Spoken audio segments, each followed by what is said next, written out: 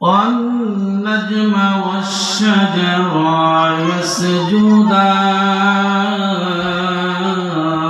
يسجدان وفضل جمالا على جمال كما فضل مكانا على مكان وإنسانا على إنسان ونشهد أن لا إله إلا الله وحده لا شريك له ونشهد أن سيدنا وسندنا وحبيبنا ومولانا محمد صلى الله عليه وعلى آله وأصحابه وبارك وسلم أما بعد فأعوذ بالله من الشيطان الرجيم بسم الله الرحمن الرحيم إنما المؤمنون الذين إذا ذكر الله وجلت قلوبهم وإذا تليت عليهم آياته زادتهم إيمانا وعلى ربهم يتوكلون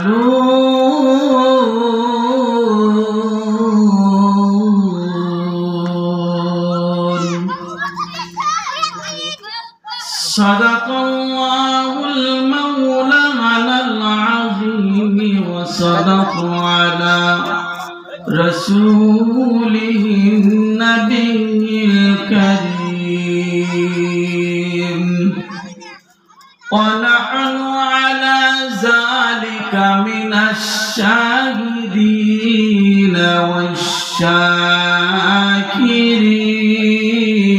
والشاكرين وقال رسول الله صلى الله عليه وسلم أخلص دينك يكفيك العمل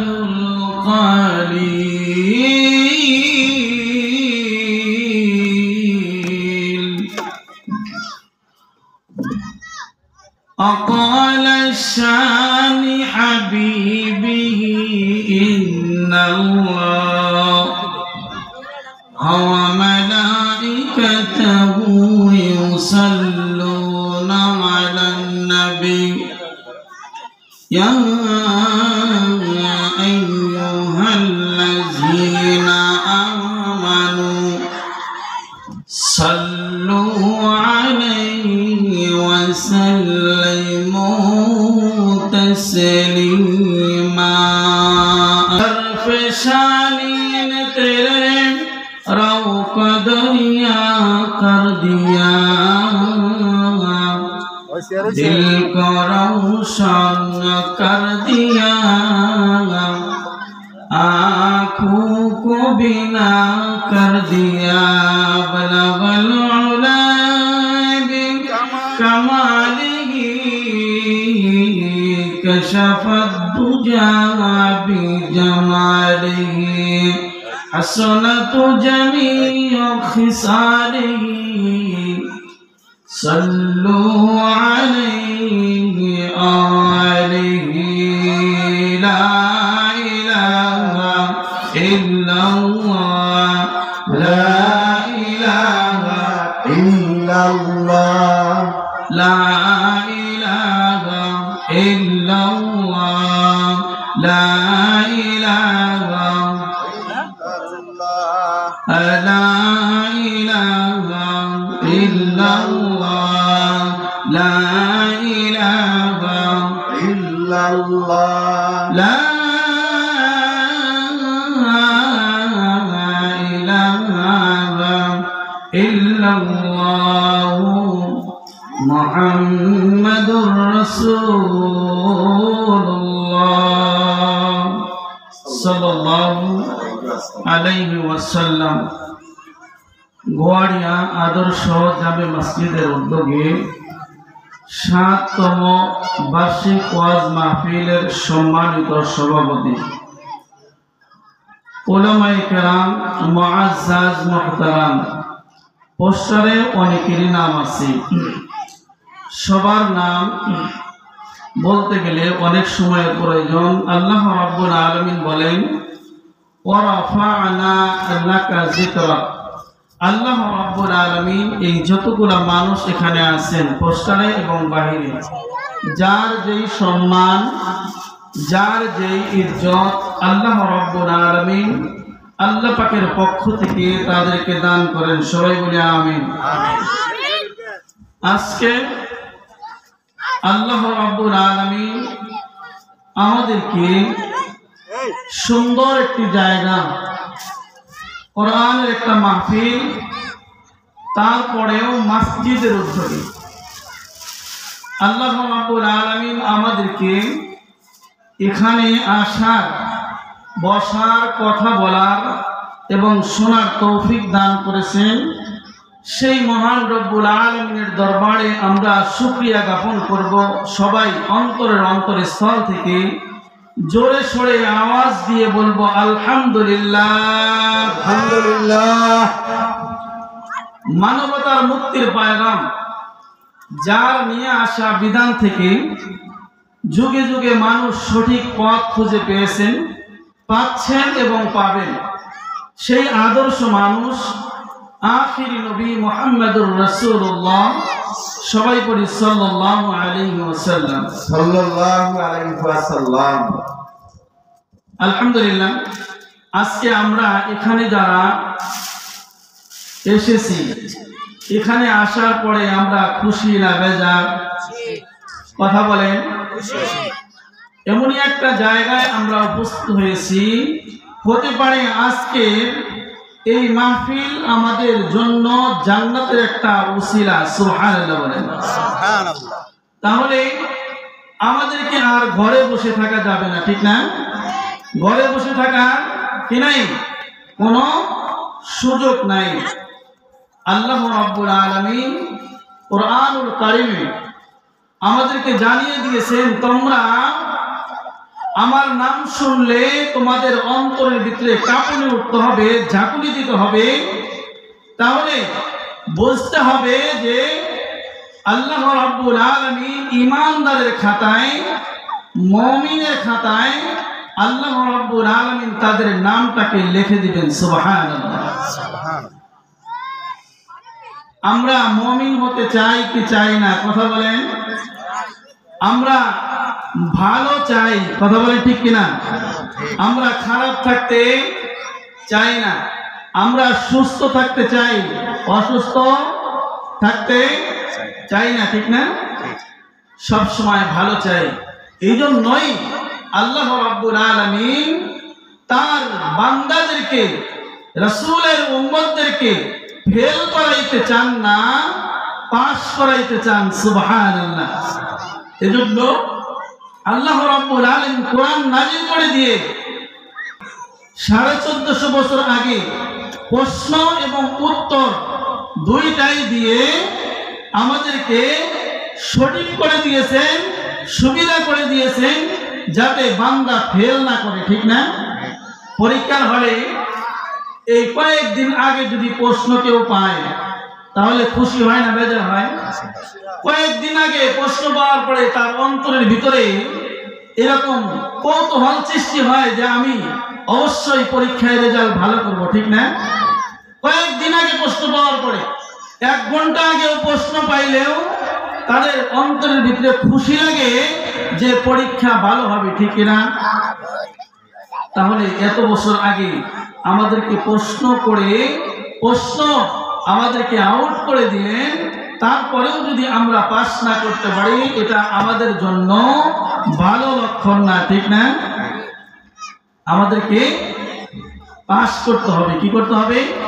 আল্লাহ আমাদেরকে পাস করাইতে চান, এই জন্য আমাদেরকে মুমিন হতে হবে, ঈমানদার হতে হবে। আল্লাহ রাব্বুল আলামিন কয়েকটা গুণের কথা কোরআনে বলেছেন, সেই ওই কথাটাই আমি আপনাদের সামনে তেলাওয়াত করেছি।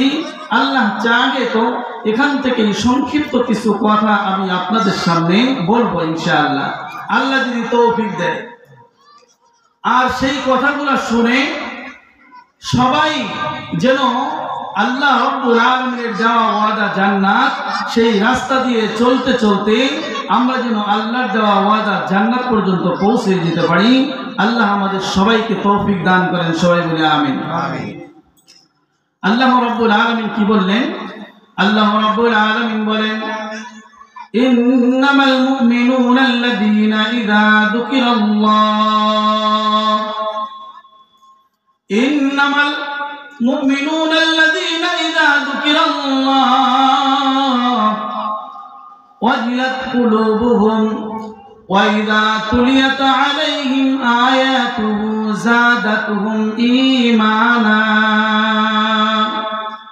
রব্বুল আলামিন বলেন, তোমরা যদি মুমিন হতে চাও তাহলে আমি আল্লাহ রাব্বুল আলামিনের নাম শোনার সঙ্গে সঙ্গে তোমাদের অন্তরটা কেঁপে ওঠার কথা।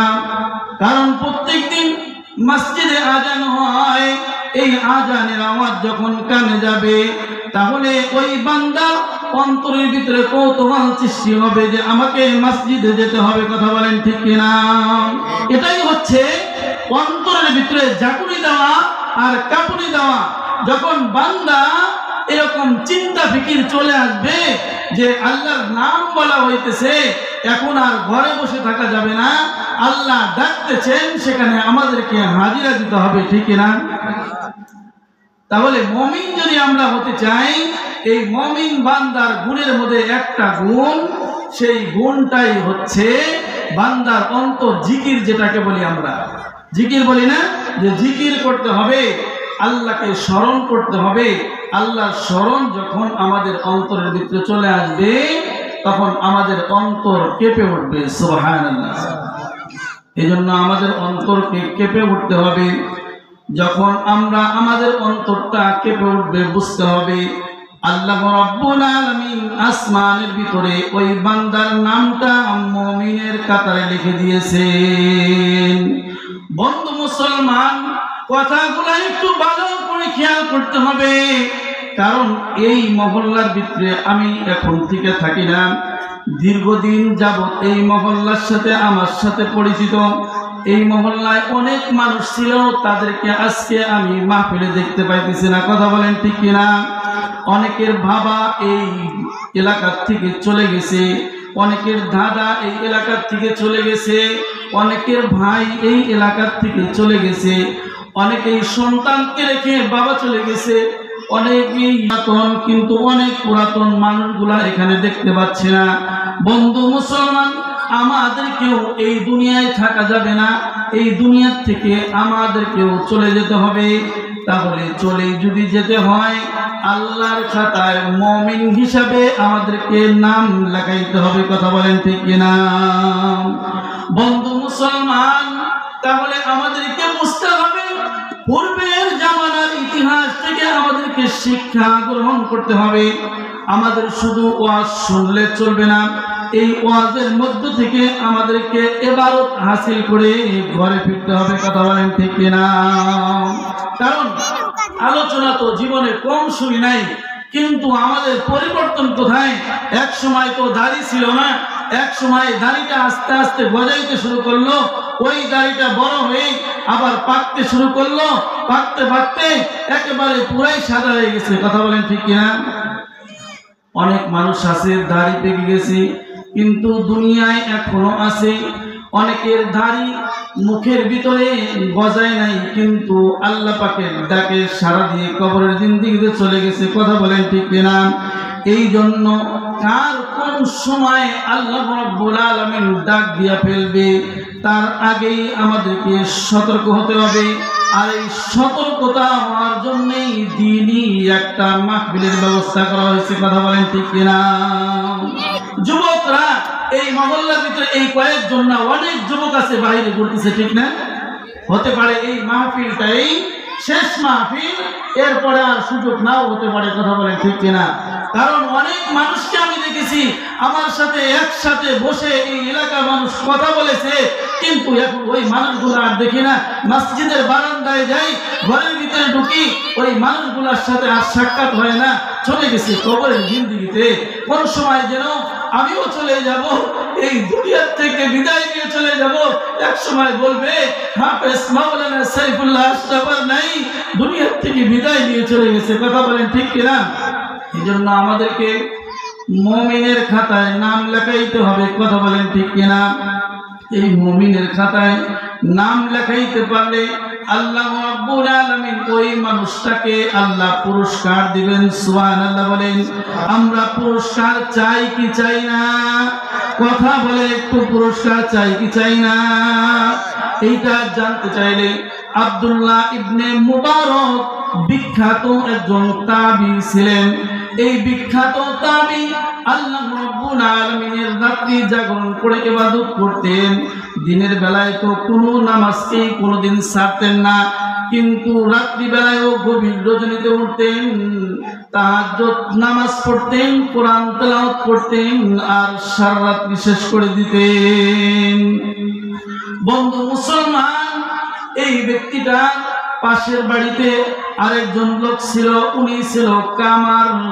উনি লোহা পিটাইতেন, লোহা পিটাইয়া পিটাইয়া দাও খুন্তা কুড়াল বানিয়ে বানিয়ে বাজারে বিক্রি করতেন, আর ওই টাকা দিয়ে সে সংসার চালাইতেন। হঠাৎ করে বিখ্যাত তাবী আব্দুল্লাহ ইবনে মুবারক উনি ইন্তেকাল করলেন। ইন্তেকাল করার কিছুদিন পর ওই সময়ের এক বিখ্যাত বুজুর্গ আল্লাহর ওলি আব্দুল্লাহ ইবনে মুবারককে স্বপ্নে দেখতেছেন। স্বপ্নের ভিতরে দেখতেছেন আব্দুল্লাহ ইবনে মুবারক জান্নাতের ভিতরে ঘুরতেছে। সুবহানাল্লাহ বলেন। কোথায় ঘুরতেছে? উনি স্বপ্নে দেখলেন যে জান্নাতের ভিতরে আব্দুল্লাহ ইবনে মুবারক ঘুরতেছে। তখন ওই আল্লাহর ওলি বললেন যে যেমন কাজ তেমন ফল। সুবহানাল্লাহ। যেমন কাজ করেছেন আল্লাহ রাব্বুল আলামিন তার বিনিময়ে আল্লাহ আপনাকে ওরকম শান শওকত দিয়েছেন। সুবহানাল্লাহ সুবহানাল্লাহ। বিখ্যাত বুজুর্গ যখন আব্দুল্লাহ ইবনে মুবারকের সাথে স্বপ্নের মাধ্যমে দেখা হলেন, আব্দুল্লাহ ইবনে মুবারক জান্নাতের ভিতরে ঘুরতেছেন। বিখ্যাত বুজুর্গ উনি বললেন যেমন কাজ করেছো আল্লাহ রাব্বুল আলামিন ওরকম একটা শান শওকত জান্নাত আপনাকে দান করেছেন। এই কথা বলতে বলতেই বন্ধু মুসলমান আব্দুল্লাহ ইবনে মুবারক বললেন আমাকে এই জান্নাতের ভিতরে দেখে আপনি আফসোস করতেছেন, কিন্তু আমি যে জান্নাতের ভিতরে চলতেছি এই জান্নাতের মতো আরো অনেক বড় একটা জান্নাত আমার পাশের বাড়িতে যেই কামার ছিল ওই কামারকে এসেও বড় একটা জান্নাত আল্লাহ দান করে দিয়েছেন। সুবহানাল্লাহ সুবহানাল্লাহ। একটু জোরে বলতে পারলেন না? কি করতেছে? আব্দুল্লাহ ইবনে মুবারক বলেন যে আমাকে তো জান্নাত দিছে, আমার চেয়ে বড় একটা জান্নাত আমার পাশের বাড়িতে যে কামার ছিল এই কামারকে ওই বড় জান্নাতটা দিয়ে দিছে। সুবহানাল্লাহ সুবহানাল্লাহ। বিখ্যাত বুজুর্গ এই কথা বলতে বলতে জাগনা হয়ে গেছে। উনি চিন্তা করলেন এই সময়ের বিখ্যাত তাবী আব্দুল্লাহ ইবনে মুবারকের মতো ইবাদত করেওয়ালা মানুষ তো আর আমি দেখি নাই। কিন্তু পাশের বাড়ির কামারকে কেন আব্দুল্লাহ ইবনে মুবারকের চেয়ে বড় জান্নাত দিলেন? তার অন্তরের ভিতরে কৌতূহল শুরু হয়ে গেল। বন্ধু মুসলমান, তখন ওই বিখ্যাত বুজুর্গ চিন্তা করলেন, একজন স্ত্রী বলতে পারে তার স্বামীর অবস্থা, কথা বলেন ঠিক কিনা? এজন্য বিশ্ব নবী জনাবে মুহাম্মদুর রাসূলুল্লাহ সাল্লাল্লাহু আলাইহি ওয়াসাল্লাম বলেন, কোন স্ত্রী যদি বলে আমার স্বামী ভালো, তাহলে ওই স্বামী জান্নাতি। আর কোন স্বামী যদি বলে আমার স্ত্রী ভালো, তাহলে ওই স্ত্রীও জান্নাতি। সুবহানাল্লাহ। তাহলে স্ত্রীর সাক্ষ্য স্বামীর জান্নাত, সুবহানাল্লাহ বলেন। আর স্বামীর সাক্ষ্য স্ত্রীর জান্নাত, সুবহানাল্লাহ। তাহলে এখান থেকে আমরা আরো একটা শিক্ষা পেলাম, কথা বলেন ঠিক কিনা? আব্দুল্লাহ ইবনে মুবারক যখন এই কথা বললেন, বলার পরে ওই বুজুর্গ বলতেছেন যে কামারের এমন কি গুণ ছিল, যে গুণের কারণে যে আব্দুল্লাহ ইবনে মুবারকের মতো আল্লাহর ওলি তার চেয়েও বড় জান্নাত তার পাশের বাড়ির কামারকে দিয়ে দিয়েছেন। সুবহানাল্লাহ। এই কথা চিন্তা করে বললেন, এটার একমাত্র সাক্ষ্য তার স্ত্রী দিতে পারে। সুবহানাল্লাহ। তার স্ত্রী দিতে পারে। এজন্য উনি পা পা করে হাঁটতে হাঁটতে তার কামারের বাড়িতে চলে গেলেন। সুবহানাল্লাহ। বন্ধু মুসলমান, কামারের বাড়িতে গিয়ে তার স্ত্রীকে ডাক দিলেন, ওগো মা, তোমাকে আমি কয়েকটা কথা জিজ্ঞাসা করতে চাই। বলে, কি বলতে চান? বলে, তোমার স্বামীর এমন কি আমল ছিল যে আমলের কারণে সে জান্নাত তো পাবেই, কিন্তু জান্নাতের উচ্চ মাকাম তিনি পেয়ে গেছেন। সুবহানাল্লাহ। আব্দুল্লাহ ইবনে মুবারকের পাশের বাড়ির কামার, যিনি দাও খন্তা কুড়াল বানিয়ে বানিয়ে বিক্রি করতেন, এই মানুষটা তখন তার স্ত্রী বললেন, আমার স্বামীর এরকম কোনো আমল আমি তো দেখতে পাই নাই, কিন্তু আমি একটা আমল দেখতে পেয়েছি। আমার পাশের বাড়িতে আব্দুল্লাহ ইবনে মুবারক ছাদের মধ্যে দাঁড়ায় দাঁড়াইয়া নামাজ পড়তেন আর কোরআন তেলাওয়াত করে করে সারা রাত্রি কাটিয়ে দিতেন। আমি দেখেছি আমার স্বামী দিনের বেলায় গরমের কারণে এরকম ভাবে আগুন দিয়ে তাপ দিয়ে লোহা গরম করতে কষ্ট হইত, এজন্য রাত্রিতে উঠে লোহা গরম করে পিঠে পিঠে দাও খন্তা কুড়াল বানিয়ে বাজারে বিক্রি করতেন। এই সময় আব্দুল্লাহ ইবনে মুবারক যে ছাদের উপর দাঁড়ায় দাঁড়ায় ইবাদত করতেন, ওই ইবাদতটা দেখে দেখে উনি আফসোস করতেন, আল্লাহ, আমিও এরকম ভাবে ইবাদত ছেড়ে দিয়ে বসে থাকার মতো মানুষ না গো আল্লাহ। আমার স্বামীকে আমি দেখেছি, আমার স্বামী আব্দুল্লাহ ইবনে মুবারকের ওই ইবাদত দেখে আফসোস করতেন আর বলতেন, আল্লাহ, আমিও এরকম ভাবে ইবাদত ছেড়ে দিয়ে বসে থাকার মানুষটা আল্লাহ। কিন্তু একজনকে তুমি আল্লাহ ধন দিয়েছো, আর একজনকে তুমি ধন দাও নাই। একজনকে তুমি সম্পদ দিয়েছো, ইবাদত করার মতো সুযোগ দিয়েছো গো আল্লাহ। তুমি তো আমাকেও সম্পদ ওরকম দাও নাই, কিন্তু আমিও ইবাদত ছেড়ে দেওয়ার মতো মানুষটা গো আল্লাহ। আমিও যদি ওই সুযোগ পাইতাম আমিও ইবাদত করতাম, কিন্তু দুনিয়ায় মানুষ আমাকে কামার বলে ডাকে গো আল্লাহ। কিন্তু আমি যখন মরে যাব, মরে যাওয়ার পর যখন ময়দানে মাশরে গিয়ে দাঁড়াবো গো আল্লাহ, ওই সময় আপনি আল্লাহ আমাকে কামার বইলা ডাক না দিয়া আপনি আপনার গোলাম বইলা ডাক দিয়েন। সুবহানাল্লাহ। ওনার আমি এই গুণটা দেখেছি, আমার স্বামীর এই গুণটা আমি দেখেছি। উনি আব্দুল্লাহ ইবনে মুবারকের ইবাদত দেখে উনি আফসোস করতেন যে উনাকে আপনি সম্পদ দিয়েছেন, উনি সারা রাত্রি জেগে জেগে ইবাদত করে আর আমাকে আগুন জ্বালিয়ে লোহা গরম করে পিটিয়ে পিটিয়ে দাও খুন্তা কুড়াল বানিয়ে বিক্রি করে তারপর আমাকে সংসার চালাইতে হয়। কিন্তু আল্লাহ দুনিয়ায় তো আমাকে মানুষ কামার বলে ডাকে, আল্লাহ ময়দানে মাশরে তুমি কামার বলে ডাক দিও না। আল্লাহ ময়দানে মাশরে গিয়ে আমাকে তুমি তোমার গোলাম বলে ডাক দিও। সুবহানাল্লাহ। এই আফসোস করতেন আমার স্বামী আর কাঁদতেন, আমি দেখতাম তার চোখ দিয়া পানি বেয়ে বেয়ে এরকম ভাবে দাড়ির সাথে পড়তে থাকতো। পড়তে পড়তে এই দাড়ি দিয়া ঘুরে ঘুরে তার জামাগুলা ভিজে যেত। শুধু এই কথাই নয়, এরপরে আমি আরেকটা জিনিস আমার স্বামীর দেখেছি। সেই জিনিসটা হলো আমার স্বামী যখন মসজিদে আজান হতো, আজান হওয়ার সঙ্গে সঙ্গে উনি হাতুড়ি যদি একবার উপর দিকে উঠাইতেন তাহলে আর নিচের দিকে ফেলতেন না, উনি ছেড়ে দিয়ে মসজিদের দিকে চলে যেতেন। সুবহানাল্লাহ। উনি কি করতেন? আমার স্বামীকে আমি দেখেছি যে উনি হাতুর দিয়া লুড়া পিটাইতেন, কিন্তু যখন মসজিদে আজান হতো তখন আর কি করতেন না, বসে থাকতেন না, সঙ্গে সঙ্গে মসজিদের দিকে চলে যেতেন। সুবহানাল্লাহ। এটাই হচ্ছে এই আয়াতের যে শুরুর যে কথাটি বলেছিলাম যে আজান হওয়ার সঙ্গে সঙ্গে অন্তরের ভিতরে জাগনি দিয়ে যে না এখন আর কোনো কিছুই চলবে না, এখন যেতে হবে নামাজের দিকে। সুবহানাল্লাহ, ঠিক না? এজন্য মুমিন বান্দাদের এই গুণ থাকতে হবে। কি গুণ থাকতে হবে? যখন আজান হবে আর ঘরে বসে থাকা যাবে না। কথা বলেন ঠিক কিনা? আব্দুল্লাহ ইবনে মুবারক সারা রাত্রি ইবাদত করেছেন আর কামার আজান শোনার সঙ্গে সঙ্গে মসজিদে গেছেন। কামার ওই ইবাদত দেখে দেখে আফসোস করেছেন। এই আফসোসটা এবং আজান দেওয়ার পরে ছুটে মসজিদে যাওয়া, এটা আল্লাহর কাছে পছন্দ হয়েছেন।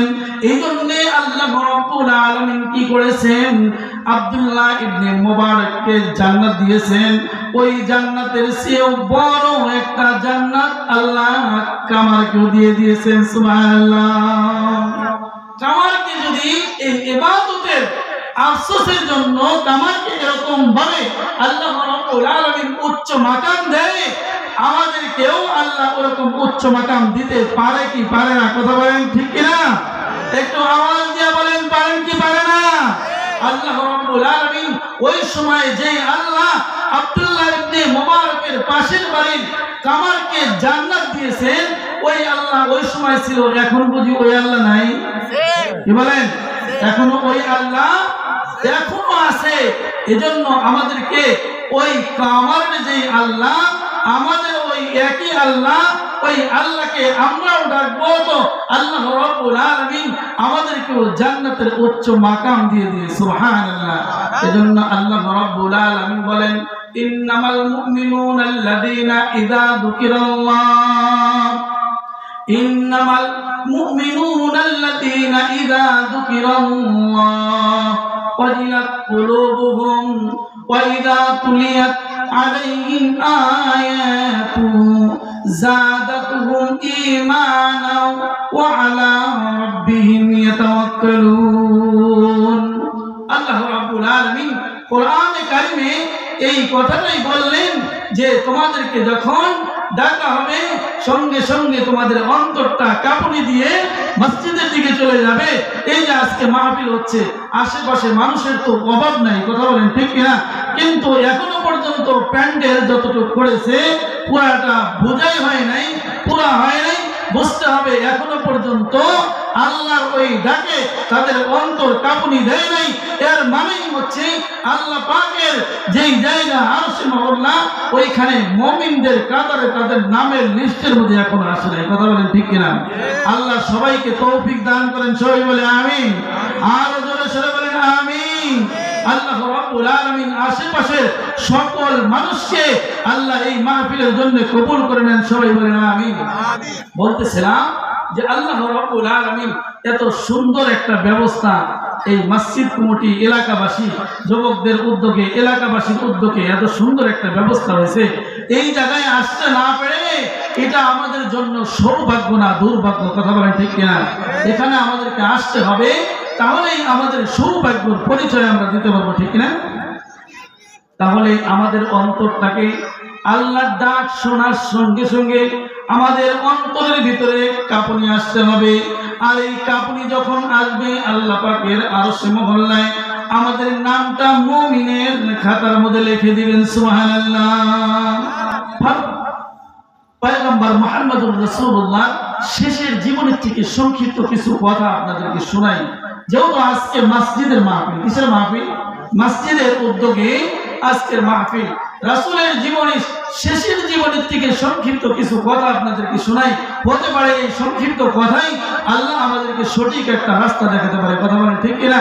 আল্লাহ যেন সঠিক একটা রাস্তা আমাদেরকে দেখায়, সেই রাস্তা দিয়ে চলতে চলতে আল্লাহর দেওয়া ওয়াদা জান্নাত পর্যন্ত পৌঁছে যেতে পারি। সবাই বলেন আমিন। রাসূল সাল্লাল্লাহু আলাইহি ওয়াসাল্লামের একেবারে শেষের জীবনী। রাসূল সাল্লাল্লাহু আলাইহি ওয়াসাল্লাম অসুস্থ হয়ে পড়লেন। কি হয়ে পড়লেন? অসুস্থ হয়ে পড়লেন। উনি অসুস্থ হয়ে যাওয়ার পরে উনি মসজিদে জামাতে আসতে পারেন নাই। মসজিদে জামাতে আসতে পারেন নাই, কিন্তু মুসল্লি যারা ছিল, সাহাবায়ে কেরাম যারা ছিল সবাই উপস্থিত। সুবহানাল্লাহ। ইমাম নাই কিন্তু মুসল্লি আসা কি হয় নাই? বন্ধ হয় নাই। ওই সময়ও যখন মুসল্লি আসা বন্ধ হয় নাই, সাহাবারা আফসোস করে ইমাম সাহেবের জন্য। আহা, আমরা মনে হয় আর বিশ্ব নবীর পিছনে আমাদের মনে হয় নামাজ পড়া হবে না, তারা কাঁদে। কিন্তু আমাদের অন্তরের ভিতরে কি এই কাঁদাটা আসে? কি বলেন? না আসলে বুঝতে হবে যে আমাদের খাতায়, মুমিনদের খাতায় আমাদের নাম এখনো পর্যন্ত উঠে নাই। কথা বলেন ঠিক কিনা? বন্ধু মুসলমান, পয়গম্বর মুহাম্মদুর রাসূলুল্লাহ সাল্লাল্লাহু আলাইহি ওয়াসাল্লাম অসুস্থ। এমতো অবস্থায় মসজিদে যাননি, কিন্তু মসজিদে সাহাবায়ে কেরামরা সবাই উপস্থিত হয়েছেন। নামাজের প্রায় কাছাকাছি যখন সময় হয়ে গেছে, এমন সময় সবাই কান্নাকাটি করতেছে। মসজিদের মধ্যে মনে হয় কান্নার একটা রোল পড়ে গেছে, যে আর মনে হয় বিশ্ব নবীর পিছনে আমাদের নামাজ পড়া হলো না। সবাই কাঁদতেছে আর আফসোস করতেছে, আহা, যার পিছনে এতদিন নামাজ পড়লাম উনি আজকে অসুস্থ, উনি মসজিদে আসে নাই। ওনারা কান্না করতেছে আর চোখ দিয়ে বেয়ে বেয়ে পানি পড়তেছে। কিন্তু নামাজের যখন সময় হয়ে গেছে, নামাজের সময় হয়ে যাচ্ছে, এদিকে বিশ্বনবী অসুস্থ। কিছু সময় এরকম ভাবে বিছানায় শুয়ে পড়েন, আবার একটু উঠেন, দাঁড়ি করেন, আবার শুয়ে পড়েন, কিন্তু মসজিদে যাওয়ার মতো এই সুযোগ বিশ্বনবীর হন নাই। কিন্তু সাহাবায়ে কেরামরা আফসোস করতেছেন। আফসোস করতে করতে এক পর্যায়ে যখন নামাজের সময় হয়ে গেছে, সময় হয়ে যাওয়ার পর তখন সবার পরামর্শ অনুযায়ী সিদ্দিকে আকবরের ইমামতিতে নামাজ শুরু হয়ে গেছে। সুবহানাল্লাহ। তাহলে ইমাম সাহেব নাই, আমাদের এলাকায় যারা মুসল্লি আছে, এই মুসল্লিদের মধ্যে থেকে একজন ইমামতির যোগ্য ব্যক্তি থাকা দরকার আছে না নাই? এজন্য আমাদেরকে কোরআন শিখতে হবে। কি শিখতে হবে? কোরআন শিখতে হবে। এই আয়াতের শেষের অংশ আপনাদেরকে আমি বলবো ইনশাআল্লাহ। তো বলতেছিলাম যে ফারুকের সিদ্দিকে আকবরের নেতৃত্বে ইমামতি শুরু হয়ে গেছে। যখন ইমাম নামাজ চলতেছে, এমন তো অবস্থায় রাসূল সাল্লাল্লাহু আলাইহি ওয়াসাল্লাম আম্মা জান আয়েশাকে বললেন, ওগো আয়েশা, নামাজের কি সময় হয়েছে নাকি? আম্মা জান আয়েশা রাদিয়াল্লাহু তাআলা আনহা বলেন, ওগো নবী, নামাজের তো সময় হয়েছে, কিন্তু আপনি তো অসুস্থতার কারণে আপনি যেতে পারেন নাই। কিন্তু নামাজের সময় যখন হয়ে গেছে, সবাই পরামর্শ করে সিদ্দিকে আকবর আমার বাবার ইমামতিতে নামাজ শুরু হয়ে গেছে। এই কথা যখন আম্মা জান আয়েশা রাদিয়াল্লাহু তাআলা আনহা বললেন, বলার সঙ্গে সঙ্গে বিশ্ব নবী বললেন, ওগো আয়েশা, আমার মাথাটা একটু উঁচু করে ধরো, এই জানালাটা একটু খুলে দাও, আমি একটু নামাজের দৃশ্যটা আমি একটু তাকিয়ে দেখি।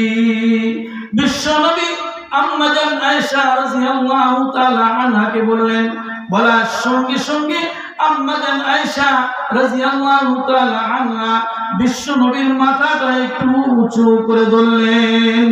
শুধু ধরলেন না, মসজিদের দিকে যখন ঘুরিয়ে মুখটা ধরলেন, বিশ্ব নবীর চোখ দিয়া পানি ছেড়ে আবার বিছানার মধ্যে শুয়ে পড়লেন। আম্মা জান আয়েশা জিজ্ঞাসা করে, ওগো নবী, আপনি বুঝি কষ্ট পেয়েছেন? আমার বাবা আপনার জায়গায় দাঁড়িয়ে নামাজ পড়তেছে, এই জন্য বুঝি আপনি কষ্ট পেয়েছেন? কষ্ট পেয়ে বুঝি আপনি চোখ দিয়ে পানি ছেড়ে আবার বিছানার মধ্যে শুয়ে পড়লেন? বিশ্বনবী জনাবে মুহাম্মদুর রাসূলুল্লাহ সাল্লাল্লাহু আলাইহি ওয়াসাল্লাম বলেন, ও আয়েশা, সব কান্নাই কষ্টের কান্না হয় না, কিছু কিছু কান্না আনন্দের কান্নাও হয়। সব কান্নাই কষ্টের কান্না হয় না, কিছু কিছু কান্না আনন্দের হয়। আমি তো আজকে কষ্ট পেয়ে কাঁদি নাই গো আয়েশা, আমি তো আনন্দে কেঁদেছিলাম যে আজকে এই নামাজের দৃশ্য দেখলাম, আমি কষ্ট পেয়ে কাঁদি নাই, আমি আনন্দে কাঁদতেছিলাম। আমাদের আয়েশা বললেন যে আজকে আপনি অসুস্থ, কিছু সময় আপনার হুঁশ ফিরে আসে, আবার কিছু সময় বেহুশ হয়ে জমিনের মধ্যে শুয়ে পড়েন, এই সময় আপনার আনন্দ কিসের? বিশ্বনবী জনাবে মুহাম্মদুর রাসূলুল্লাহ সাল্লাল্লাহু আলাইহি ওয়াসাল্লাম আম্মা জান আয়েশাকে ডাক দিয়ে বলেন, আয়েশা, আজকে তুমি আমার আনন্দ দেখতে পাচ্ছ না? আমি তো আনন্দেই কাঁদতেছি। বলে, কি আনন্দ আপনি পাইলেন? বলে, এই নামাজকে প্রতিষ্ঠিত করতে গিয়ে আমাকে উহুদের ময়দানে যেতে হয়েছে, এই নামাজকে প্রতিষ্ঠিত করতে গিয়ে আমার শরীরের ভিতরে পাথরের আঘাত এরকম ভাবে লেগেছে, আমাকে জমিনের মধ্যে নামাজ পড়তেছি, উটের পচা বুড়ি আমার উপরে চাপিয়ে দিয়েছে, এত কষ্ট করে এই নামাজকে প্রতিষ্ঠিত করতে হয়েছে, কিন্তু আল্লাহ আজকে আমি তাকে দেখতেছি। আম্মা জান আয়েশাকে বললেন, আমি আজকে তাকে দেখতেছি, এত কষ্ট করে এই নামাজকে আমি দাঁড় করেছিলাম, আমি দেখলাম এই দুনিয়ার থেকে যদি আমি বিদায় নিয়ে আজকে চলে যাই, নামাজের দৃশ্য বন্ধ হবে না, এই আনন্দেই তো আমি কাঁদতেছিলাম। সুবহানাল্লাহ, সুবহানাল্লাহ। এখান থেকে শিক্ষা হলো, আমাদেরকে বিশ্বনবীর আনন্দ আমাদের আনন্দিত। আল্লাহ রাব্বুল আলামিন কোরআনে কারিমে বলেন, কুল ইন কুনতুম তুহিব্বুনাল্লাহ, কুল ইন কুনতুম তুহিব্বুনাল্লাহ ফাত্তাবিউনি ইউহিব্বুকুমুল্লাহ ওয়া ইয়াগফির লাকুম যুনুবাকুম ওয়াল্লাহু গফুরুর রহিম। আল্লাহ রাব্বুল আলামিন বলেন যে আমি আল্লাহকে যদি কেউ ভালোবাসে, আমি আল্লাহকে যদি কেউ পাইতে চায়, তাহলে সে যেন বিশ্ব নবী আমার দোস্তকে বেশি বেশি করে ভালোবাসে। সুবহানাল্লাহ বলেন।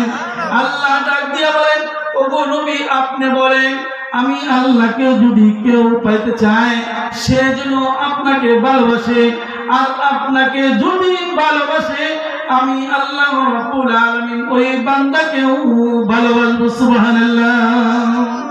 তাহলে এই কথা বলেই ক্ষান্ত হলেন না, বললেন যে শুধু ভালোই বাসবো না, তাদের জিন্দেগীর সমস্ত গুনাহগুলোকে মাফ করে দিব। সুবহানাল্লাহ। এখান থেকে আরেকটা শিক্ষা, সেটা হচ্ছে রাসূল সাল্লাল্লাহু আলাইহি ওয়াসাল্লাম আল্লাহকে পাইতে চাইলে রাসূলের মহব্বত আমাদের অন্তরে নিয়ে আসতে হবে। আর রাসূলকে যদি আমরা ভালোবাসি, তাহলে রাসূলের করণীয় যে কাজ আছে সেইগুলো আমাদের করতে হবে, তাহলেই রাসূলের ভালোবাসা আমাদের অন্তরে আসবে, ঠিক না? তার মধ্যে একটা হচ্ছে রাসূল নামাজের দৃশ্য দেখে আনন্দিত হয়েছিলেন। আমরাও যদি ওই নামাজের দৃশ্য এখনো পর্যন্ত দেখাইতে পারি, তাহলে রাসূল এই নামাজের দৃশ্য দেখে আনন্দিত হবেন। সুবহানাল্লাহ। কথা বলেন ঠিক কিনা? এই আনন্দ রাসূলকে যদি আমরা দিতে পারি, তাহলে আমাদেরকেও আল্লাহ রাব্বুল আলামিন ভালোবাসবেন। শুধু ভালোই বাসবেন না, আমাদের জিন্দেগীর সমস্ত গুনাহগুলোকে মাফ করে দিবেন। সুবহানাল্লাহ। সংক্ষেপে আরেকটা কথা আপনাদেরকে শোনাই। দুনিয়াবি একটা উদাহরণ দিলে আপনারা বুঝতে পারবেন। আপনারা এখানে যা মোবাইল চালান, কারা কারা দেখি হাত উঠে দেখান। মোবাইল চালান কারা কারা? মোবাইল মোটামুটি সবাই চালান, হাত নামান। মোবাইলে কেউ যখন কল দেয়, কি বলে, কেউ যখন কল দেয়, দেওয়ার পরে কেটে দেয়, কি দেয়? টিভি দিয়ে আবার যখন কেটে দেয়, এটাকে আপনারা কি বলেন? বুঝেন নাই আমার কথা? এটাকে কি বলেন আপনারা? Miss call. এটাকে কি বলেন আপনারা? মিস কল বলেন। এই মিস কলের আওয়াজ মনে হয় আমার মাইকের চেয়ে জোরে হয়, কথা বলেন না কেন? এই মিস কলের আওয়াজ কি আমার এই মাইকের চেয়ে জোরে আওয়াজ হয়? মিস কলের আওয়াজ মাইকের চেয়ে তো দূরের কথা, এমনি কথা বললেও এর চেয়ে কম আওয়াজ হয়, ঠিক না? একেবারে ছোট্ট আওয়াজ হয়। এই আওয়াজ আপনারা বুঝেন কি বুঝেন না? কি বলেন? এই আওয়াজ আপনারা বুঝেন না? এই আওয়াজ আপনারা বুঝেন, বোঝার পরে তখন আপনারা কি করেন? মোবাইল পকেট থেকে বাইর করেন, ঠিক না? মোবাইল বাইর করে দেখেন কে যেন স্মরণ করেছে, আর মোবাইলটা বাইর করে দেখেন আমার সন্তান আমাকে মিস কল দিছে, সঙ্গে সঙ্গে সন্তানকে আবার মিস কল দিয়ে খবর নেন, কথা বলেন ঠিক কিনা? যদি ওই মোবাইলটা বাইর করে দেখেন সন্তান দেখে আমার বাবা আমাকে মিস কল দিছে, সন্তান তখন মোবাইলটা বাইর করে আবার আব্বাকে কল দিয়ে আব্বার খোঁজ খবর নেয়, কথা বলেন ঠিক কিনা? এরকম ভাবে দুনিয়ার মধ্যে যত মানুষ মোবাইল চালায় আর এরকম ভাবে মিস কল হয়, মিস কলের অতি উত্তরে তারা আবার কল করে খবর নেয়, কথা বলেন ঠিক কিনা? আমি বুঝাইতে চাই বন্ধু মুসলমান, এই দুনিয়ায় ছোট্ট একটা মিস কলের আওয়াজ পাওয়ার সঙ্গে সঙ্গে সঙ্গে সঙ্গে টাকা না থাকলেও সংগ্রহ করি, কথা বলেন ঠিক কিনা? সংগ্রহ করে সঙ্গে সঙ্গে স্ত্রীর খবর নেই, স্বামীর খবর নেই, সন্তানের খবর নেই। কিন্তু বন্ধু মুসলমান, প্রত্যেক দিন আল্লাহ রাব্বুল আলামিনের পক্ষ থেকে একটা বাণী, আজকে এই যে মসজিদের মাহফিল, এই মসজিদ থেকে প্রত্যেক দিন চারটা হরেন দিয়ে 5 বার করে মিস কল দেয়, কথা বলেন ঠিক কিনা? চারটা হরেন দিয়ে 5 বার করে প্রত্যেক দিন মিস কল দেয়। কিন্তু এই মিস কলের সারা দিয়ে আমরা কয়দিন মসজিদে গেছি, কথা বলেন? একটু মিস কলের আওয়াজ, এই আওয়াজ শোনার সঙ্গে সঙ্গে দৌড়ে গিয়ে টাকা না থাকলে হাওলাত না থাকলে দোকানে গিয়ে তাড়াতাড়ি করে টাকা ওর ভিতরে ভরে, খোঁজ খবর নেই সন্তানের না জানি কি অবস্থা, স্ত্রীর না জানি কি অবস্থা, স্ত্রী স্বামীর জন্য চিন্তা করে যায়, না জানি স্বামীর কি অবস্থা, সবাই পেরেশান হয়ে যায়, দৌড়ের উপর দৌড়। কিন্তু আল্লাহ রাব্বুল আলামিনের পক্ষ থেকে যেই বাণী রাসূলের মাধ্যম দিয়ে আল্লাহু আকবারের ধ্বনি প্রত্যেক দিন চারটা হরেন দিয়ে মসজিদে 5 বার করে মিস কল হয়। কিন্তু কয়দিন আমরা এই টাকা যেরকম ভাবে সংগ্রহ করে খরচ করে কল দেই, কিন্তু এরকম ভাবে খরচ ছাড়াই কয়দিন একটু মসজিদে গিয়ে হাজিরা দিছি, কথা বলেন আপনারা? এটাই বুঝি মুমিনের লক্ষণ।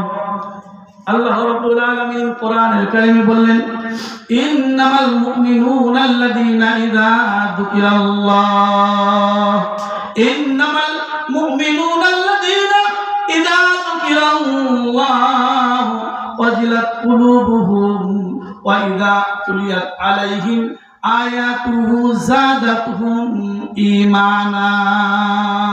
তাহলে আল্লাহর নাম শুনলাম তো কম না, প্রত্যেক দিনই শুনছি, কিন্তু আমাদের অন্তরে তো ধাক্কা দেয় নাই। বুঝতে হবে আমরা এখনো পর্যন্ত খাঁটি মুমিন হতে পারিনি, কথা বলে ঠিক কিনা? আমাকে আমার উপরে রাগ করলেই কি আর না করলেই কি, যে বেটাকে একটু সুযোগ দিছি আলোচনা করার জন্য, এই সুযোগে কথা বলতেছে, বললেই কি আর না বললেই কি? আল্লাহ যদি বলেন যে হ্যাঁ তোমাকে আমি মাফ করে দিয়েছি, তাহলে তো বেঁচে গেলাম। আর আল্লাহ যদি বলে তোমার খাতায় নাম নাই, তাহলে তো মুসিবত, কথা বলেন ঠিক কিনা? এই জন্য আপনাদেরকে আমি শুধু গোসার জন্য না, নারাজ হয়ে বলছি না, শুধু সতর্ক করে দিচ্ছি।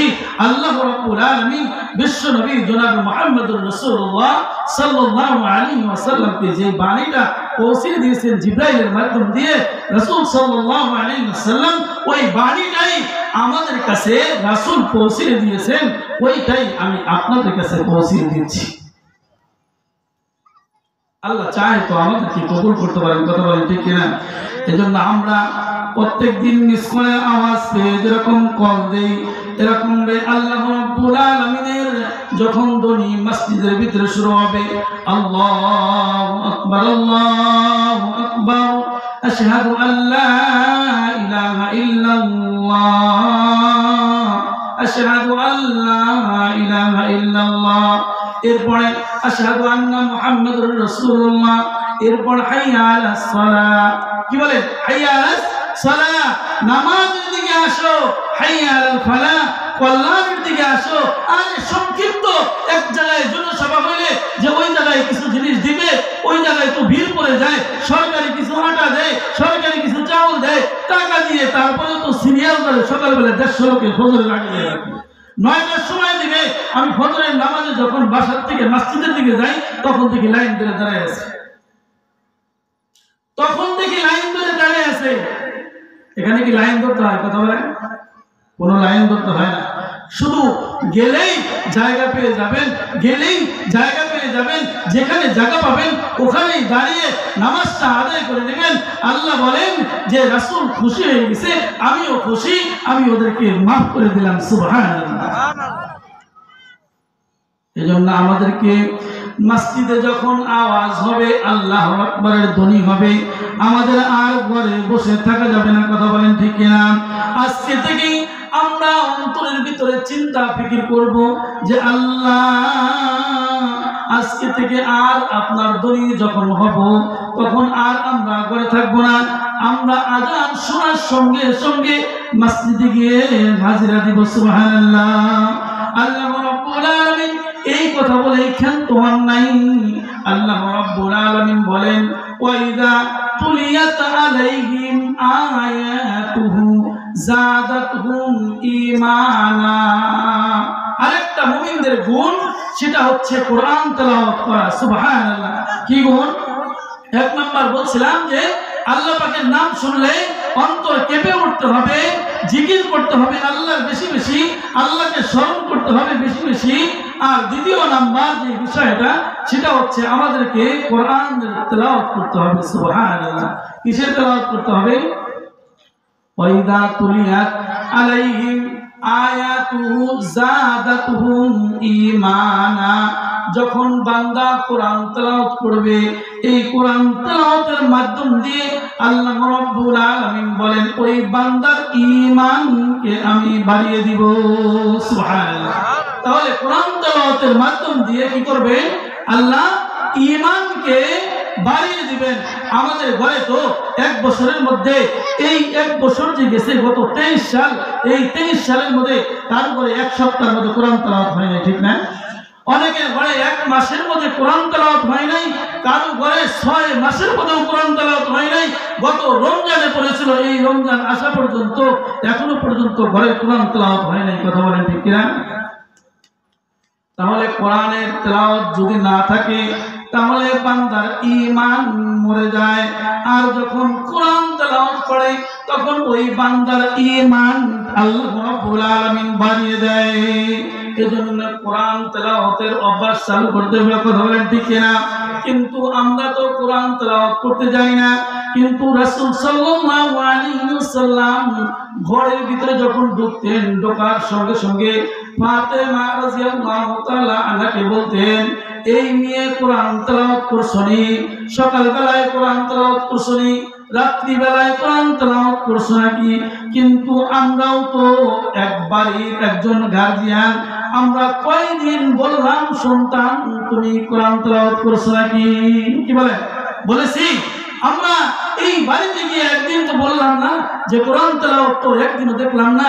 যার সকালবেলায় কোরআন তেলাওয়াত দিয়া শুরু, তার সারা দিনই ভালো। সুবহানাল্লাহ, সুবহানাল্লাহ।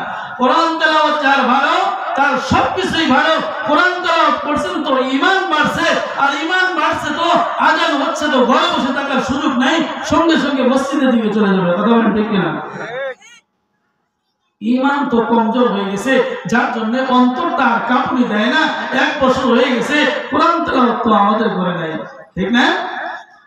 আমাদের ঘরের ভিতরে সন্তানরা আছে, নিজেরাই কোরআন তেলাওয়াত করি না, তো সন্তানদেরকে কিভাবে বলবো সন্তান সকালবেলা কোরআন তেলাওয়াত করছে নাকি, বিকালবেলা কোরআন তেলাওয়াত করছে নাকি? এই কথা কেমনে বলবো? কিন্তু ফারুকে আজমের জীবন থেকে একটু শিক্ষা গ্রহণ করতে হবে।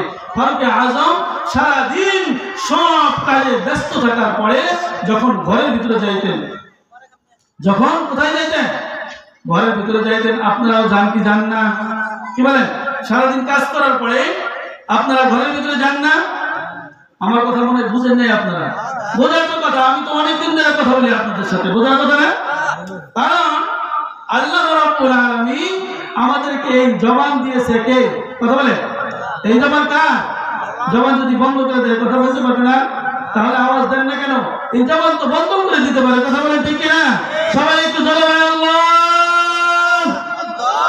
আর জোরে বলেন আল্লাহ। এই জবান আল্লাহ রাব্বুল আলামিন দিয়েছে, সব কাজে লাগাচ্ছি এই জবান দিয়ে। আল্লাহর নাম জবান দিয়ে বাইরে হয় না, এটাও হিসাব দিতে হবে আসলে আমাদের, কথা বলেন ঠিক কিনা? এখান থেকে আমরা বাঁচার চেষ্টা করি, কথা বলেন। ফারুক আজম সারাদিন বাইরে যখন কাজ করতেন, কাজ করে যখন ঘরের ভিতরে ঢুকতেন, ঘরের ভিতরে ঢুকলে সন্তানরা দৌড়ে আসে, কথা বলেন ঠিক কিনা? ঘরের ভিতরে ঢুকলে সন্তানরা দৌড়ে আসে, আর সন্তানগুলাকে আমরা কোলে নেই, কথা বলেন ঠিক কিনা? ফারুক আজমের জীবনী আমি পড়ে দেখেছি, উনি যখন ঘরের ভিতরে যাইতেন সন্তানদেরকে কোলে নিতেন না, স্ত্রীদের সাথে শুরুতেই কথা বলতেন না, উনি তাজা একটা অজু বানাইতেন, আর অজু বানাইয়া কোরআনটাকে জড়াইয়া ধরতেন, আর বলতেন ও কোরআন, সারাদিন বিভিন্ন ব্যস্ততার কারণে তোমার সাথে মুলাকাত হয় নাই গো কোরআন, সারাদিন তোমার সাথে আমার সাক্ষাৎ হয় নাই, সারাদিন তোমাকে পড়তেও পারি নাই, দেখতেও পারি নাই, কিন্তু কোরআন আমি সারাদিন ব্যস্ত থাকার পরে আমি যখন ঘরের ভিতরে প্রবেশ করলাম, ঘরের ভিতরে প্রবেশ করার পরে আমি আমার সন্তানের মহব্বত আমার অন্তরের ভিতরে নিয়ে আসি নাই, সন্তানকে আমি কোলে নেই নাই, স্ত্রীর সাথেও কথা বলি নাই, তাকিয়ার থেকে কোরআনটাকে নামাইয়া বুকের মধ্যে জড়ায় ধরছি গো কোরআন। আমি সারাদিন যেখানেই থাকি স্ত্রী সন্তানের মহব্বত বাদ দিয়ে তোমাকে বুকের মধ্যে জড়ায় নিলাম ও গো কোরআন। ময়দানে মা শুনে গিয়া আল্লাহর দরবারে আমার বিরুদ্ধে সাক্ষী দিও না। যে ব্যক্তি ফারুক আযম ওমর রাদিয়াল্লাহু তাআলা আনহু দুনিয়া থেকে জান্নাতের সার্টিফিকেট পেয়েছেন, সুবহানাল্লাহ, ওই ব্যক্তিও কোরআনের কাছে গিয়ে কোরআনকে জড়িয়ে ধরে বলে, কোরআন সারাদিন তো সময় দিতে পারি নাই, সারাদিন ব্যস্ততায় ছিলাম, ঘরের ভিতরে ঢুকে সন্তানের মহব্বত আমার অন্তরের ভিতরে ছিল, কিন্তু সন্তানের মহব্বত না দেখে কোরআন তোমাকে আমি বুকের ভিতরে জড়িয়ে ধরছি, কোরআন ময়দানে মাশরে গিয়ে আমার বিপক্ষে নালিশ দিও না। আল্লাহ, এই যে কোরআন সারাদিন পড়তে পারি নাই, কিন্তু ঘরের ভিতরে এসে কোরআনটাকে জড়িয়ে ধরছি, আল্লাহ এই কোরআনের মহব্বতে আমাকে মাফ করে দিয়েন, এই দোয়া করতেন। আমরা পারবো না ইনশাআল্লাহ, আমাদের অন্তরের ভিতরে কাঁপুনি দিতে হবে, আর ঈমান যখন কোরআন তেলাওয়াত করব ঈমান বাড়তে থাকবে, ঈমান যখন বাড়বে আর সঙ্গে সঙ্গে মসজিদে আযান দিলে আর ঘরে বসে থাকার কোনো সুযোগ নাই, সঙ্গে সঙ্গে মসজিদে চলে যেতে হবে, ঠিক না? এটা কার টাকা দিয়ে বানাইছেন আপনারা? আপনাদের টাকা দিয়ে বানান নাই? তাহলে আপনারা এত সুন্দর করে টাইস করে সব কিছু করলেন, আপনারা যাবেন না, যাবে কি? ঠিক না? আল্লাহ রাব্বুল আলামিন আমাদের সবাইকে মসজিদের জন্য কবুল করে নেন, সবাই বলে আমিন। আল্লাহ, আজকের এই সংক্ষিপ্ত আলোচনার মধ্য দিয়ে যতগুলা কথা বললাম, ভুলগুলাকে ত্রুটিগুলাকে দূরে সরিয়ে সঠিকগুলোর উপরে আল্লাহ আপনি আমাদের সবাইকে আমল করার তৌফিক দান করেন, সবাই বলে আমিন।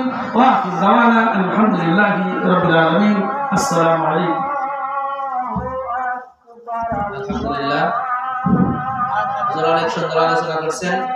আমাদের এই ইশার জামাত মসজিদে হবে ইনশাআল্লাহ।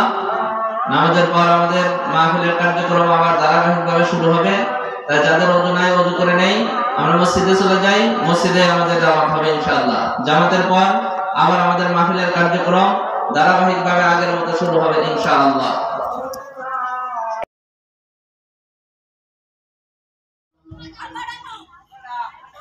والنجم والشجر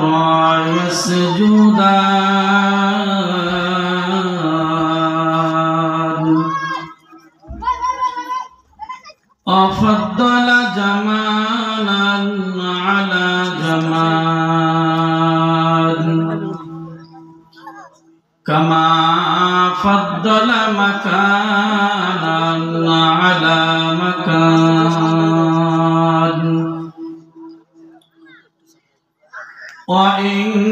وإنسانا على إنسان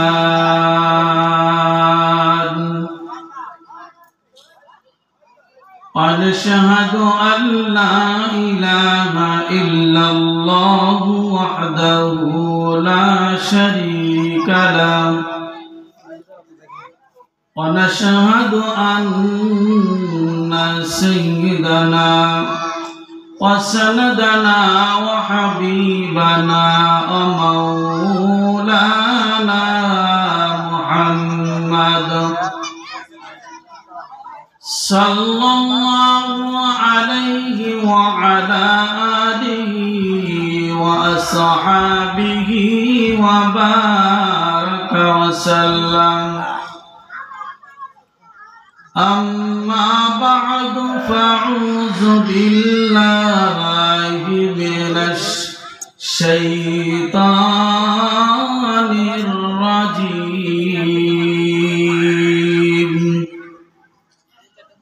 بسم الله الرحمن الرحيم.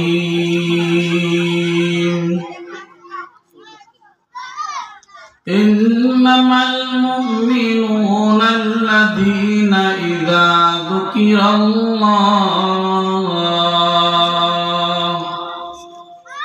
وجلت قلوبهم وإذا تليت عليهم آياته زادتهم إيمانا وعلى ربهم يتوكلون.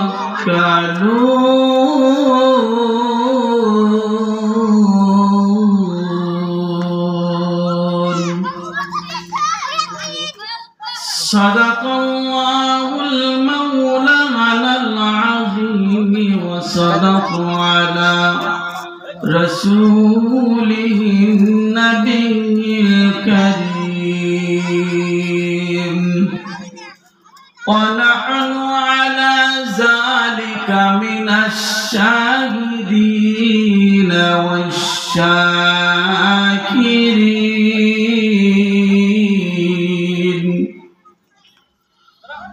وقال رسول الله صلى الله عليه وسلم أخلص دينك يكفيك العمل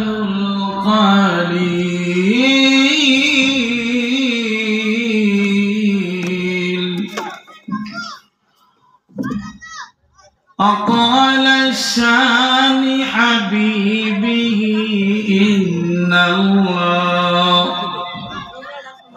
وملائكته يصلون على النبي يا أيها الذين آمنوا صلوا عليه وسلموا تسليما. اللهم صل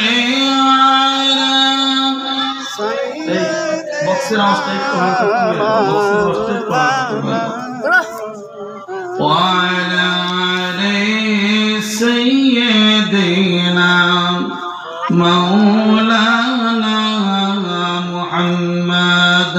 اللهم صل على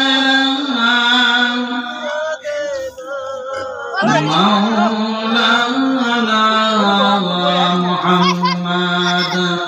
दरफशानीन तेरे राव का दरिया कर दिया, दिल को रोशन कर दिया, आँखों को बिना कर दिया। बलगल उला बिकमालिही कशफत दुजा बिजमालिही हसनत जमीअ खिसालिही। सल्लु अलैहि आलिही ला इलाहा इल्लल्लाह ला इलाहा illallah, লা ইলাহা ইল্লাল্লাহ, লা ইলাহা লা ইলাহা ইল্লাল্লাহ, লা ইলাহা illallah, লা ইলাহা ইল্লাল্লাহ মুহাম্মাদুর রাসূলুল্লাহ সাল্লাল্লাহু আলাইহি ওয়াসাল্লাম। গোয়াড়িয়া আদর্শ জামে মসজিদের উদ্যোগে ৭তম বার্ষিক ওয়াজ মাহফিলের সম্মানিত সভাপতি উলামায়ে কেরাম, মুআজ্জাজ মুহতারাম, পোস্টারে অনেকেরই নাম আছে। সবার নাম বলতে গেলে অনেক সময়ের প্রয়োজন। আল্লাহ রাব্বুল আলামিন বলেন, ওয়া রাফা'না লাকা যিকরাক। আল্লাহ রাব্বুল আলামিন এই যতগুলা মানুষ এখানে আছেন পোস্টারে এবং বাহিরে, যার যেই সম্মান, যার যেই ইজ্জত আল্লাহ রাব্বুল আলামিন আল্লাহ পাকের পক্ষ থেকে তাদেরকে দান করেন। সবাই বলি আমিন। আজকে আল্লাহ রাব্বুল আলামিন আমাদেরকে সুন্দর একটি জায়গা, কোরআনের একটা মাহফিল, তারপরেও মসজিদের উদ্যোগে আল্লাহ রাব্বুল আলামিন আমাদেরকে এখানে আসার, বসার, কথা বলার এবং শোনার তৌফিক দান করেছেন। সেই মহান রব্বুল আলামিনের দরবারে আমরা শুকরিয়া জ্ঞাপন করব। সবাই অন্তরের অন্তরস্থল থেকে জোরে সোরে আওয়াজ দিয়ে বলবো আলহামদুলিল্লাহ। alhamdulillah, মানবতার মুক্তির পয়গাম যার নিয়ে আসা বিধান থেকে যুগে যুগে মানুষ সঠিক পথ খুঁজে পেয়েছেন, পাচ্ছেন এবং পাবেন। সেই আদর্শ মানুষ আখিরি নবী মুহাম্মদুর রাসূলুল্লাহ। সবাই পড়ি সাল্লাল্লাহু আলাইহি ওয়াসাল্লাম। sallallahu alaihi wasallam, আলহামদুলিল্লাহ। আজকে আমরা এখানে যারা এসেছি, এখানে আসার পরে আমরা খুশি না বেজার? কথা বলেন। এমনই একটা জায়গায় আমরা উপস্থিত হয়েছি, হতে পারে আজকে এই মাহফিল আমাদের জন্য জান্নাতের একটা উসিলা। সুবহানাল্লাহ বলেন। subhanallah, তাহলে আমাদেরকে আর ঘরে বসে থাকা যাবে না, ঠিক না? ঘরে বসে থাকা কি নাই, কোনো সুযোগ নাই। আল্লাহ রাব্বুল আলামিন কোরআনুল কারীমে আমাদেরকে জানিয়ে দিয়েছেন, তোমরা আমার নাম শুনলে তোমাদের অন্তরের ভিতরে কাঁপুনি উঠতে হবে, ঝাঁকুনি দিতে হবে। তাহলে বুঝতে হবে যে আল্লাহ রাব্বুল আলামিন ঈমানদারের খাতায়, মুমিনের খাতায় আল্লাহ রাব্বুল আলামিন তাদের নামটাকে লিখে দিবেন। সুবহানাল্লাহ। subhanallah, আমরা মুমিন হতে চাই কি চাই না? কথা বলেন। আমরা ভালো চাই, কথা বলেন, ঠিক কিনা? আমরা খারাপ থাকতে চাই না। আমরা সুস্থ থাকতে চাই, অসুস্থ থাকতে চাই না, ঠিক না? সব সময় ভালো চাই। এই জন্যই আল্লাহ রাব্বুল আলামিন তার বান্দাদেরকে, রাসূলের উম্মতদেরকে ফেল করাইতে চান না, পাস করাইতে চান। সুবহানাল্লাহ।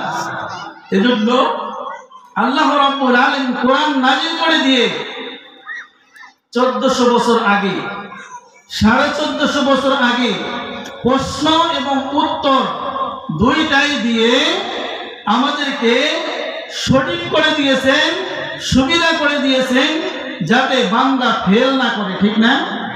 পরীক্ষার হলে এই কয়েকদিন আগে যদি প্রশ্ন কেউ পায় তাহলে খুশি হয় না বেজার হয়?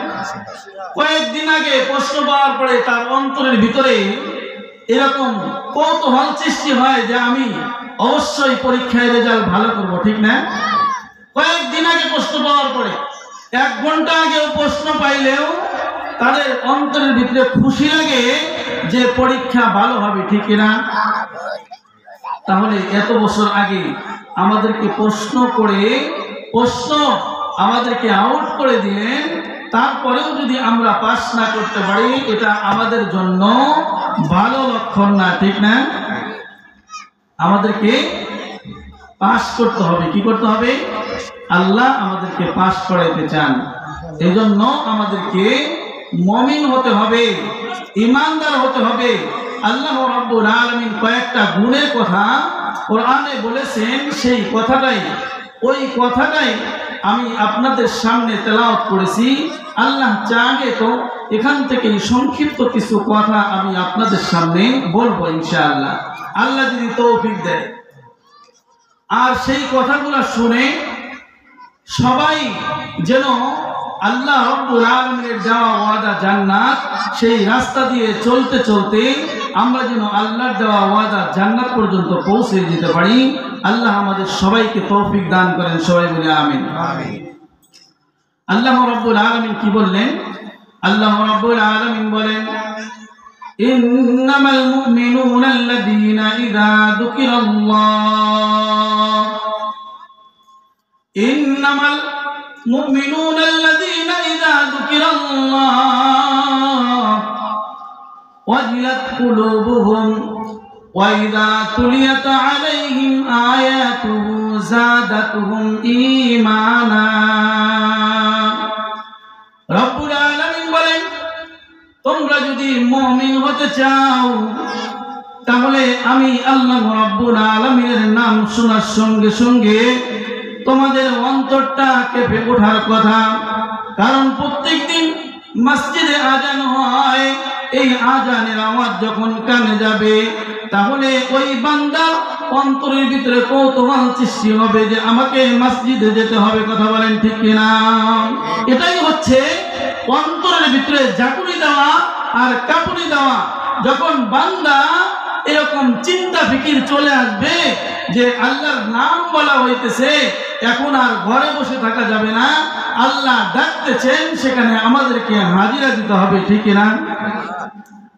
তাহলে মুমিন যদি আমরা হতে চাই, এই মুমিন বান্দার গুণের মধ্যে একটা গুণ, সেই গুণটাই হচ্ছে বান্দার অন্তর জিকির, যেটাকে বলি আমরা জিকির বলি না, যে জিকির করতে হবে, আল্লাহকে স্মরণ করতে হবে। আল্লাহর স্মরণ যখন আমাদের অন্তরের ভিতরে চলে আসবে তখন আমাদের অন্তর কেঁপে উঠবে। সুবহানাল্লাহ।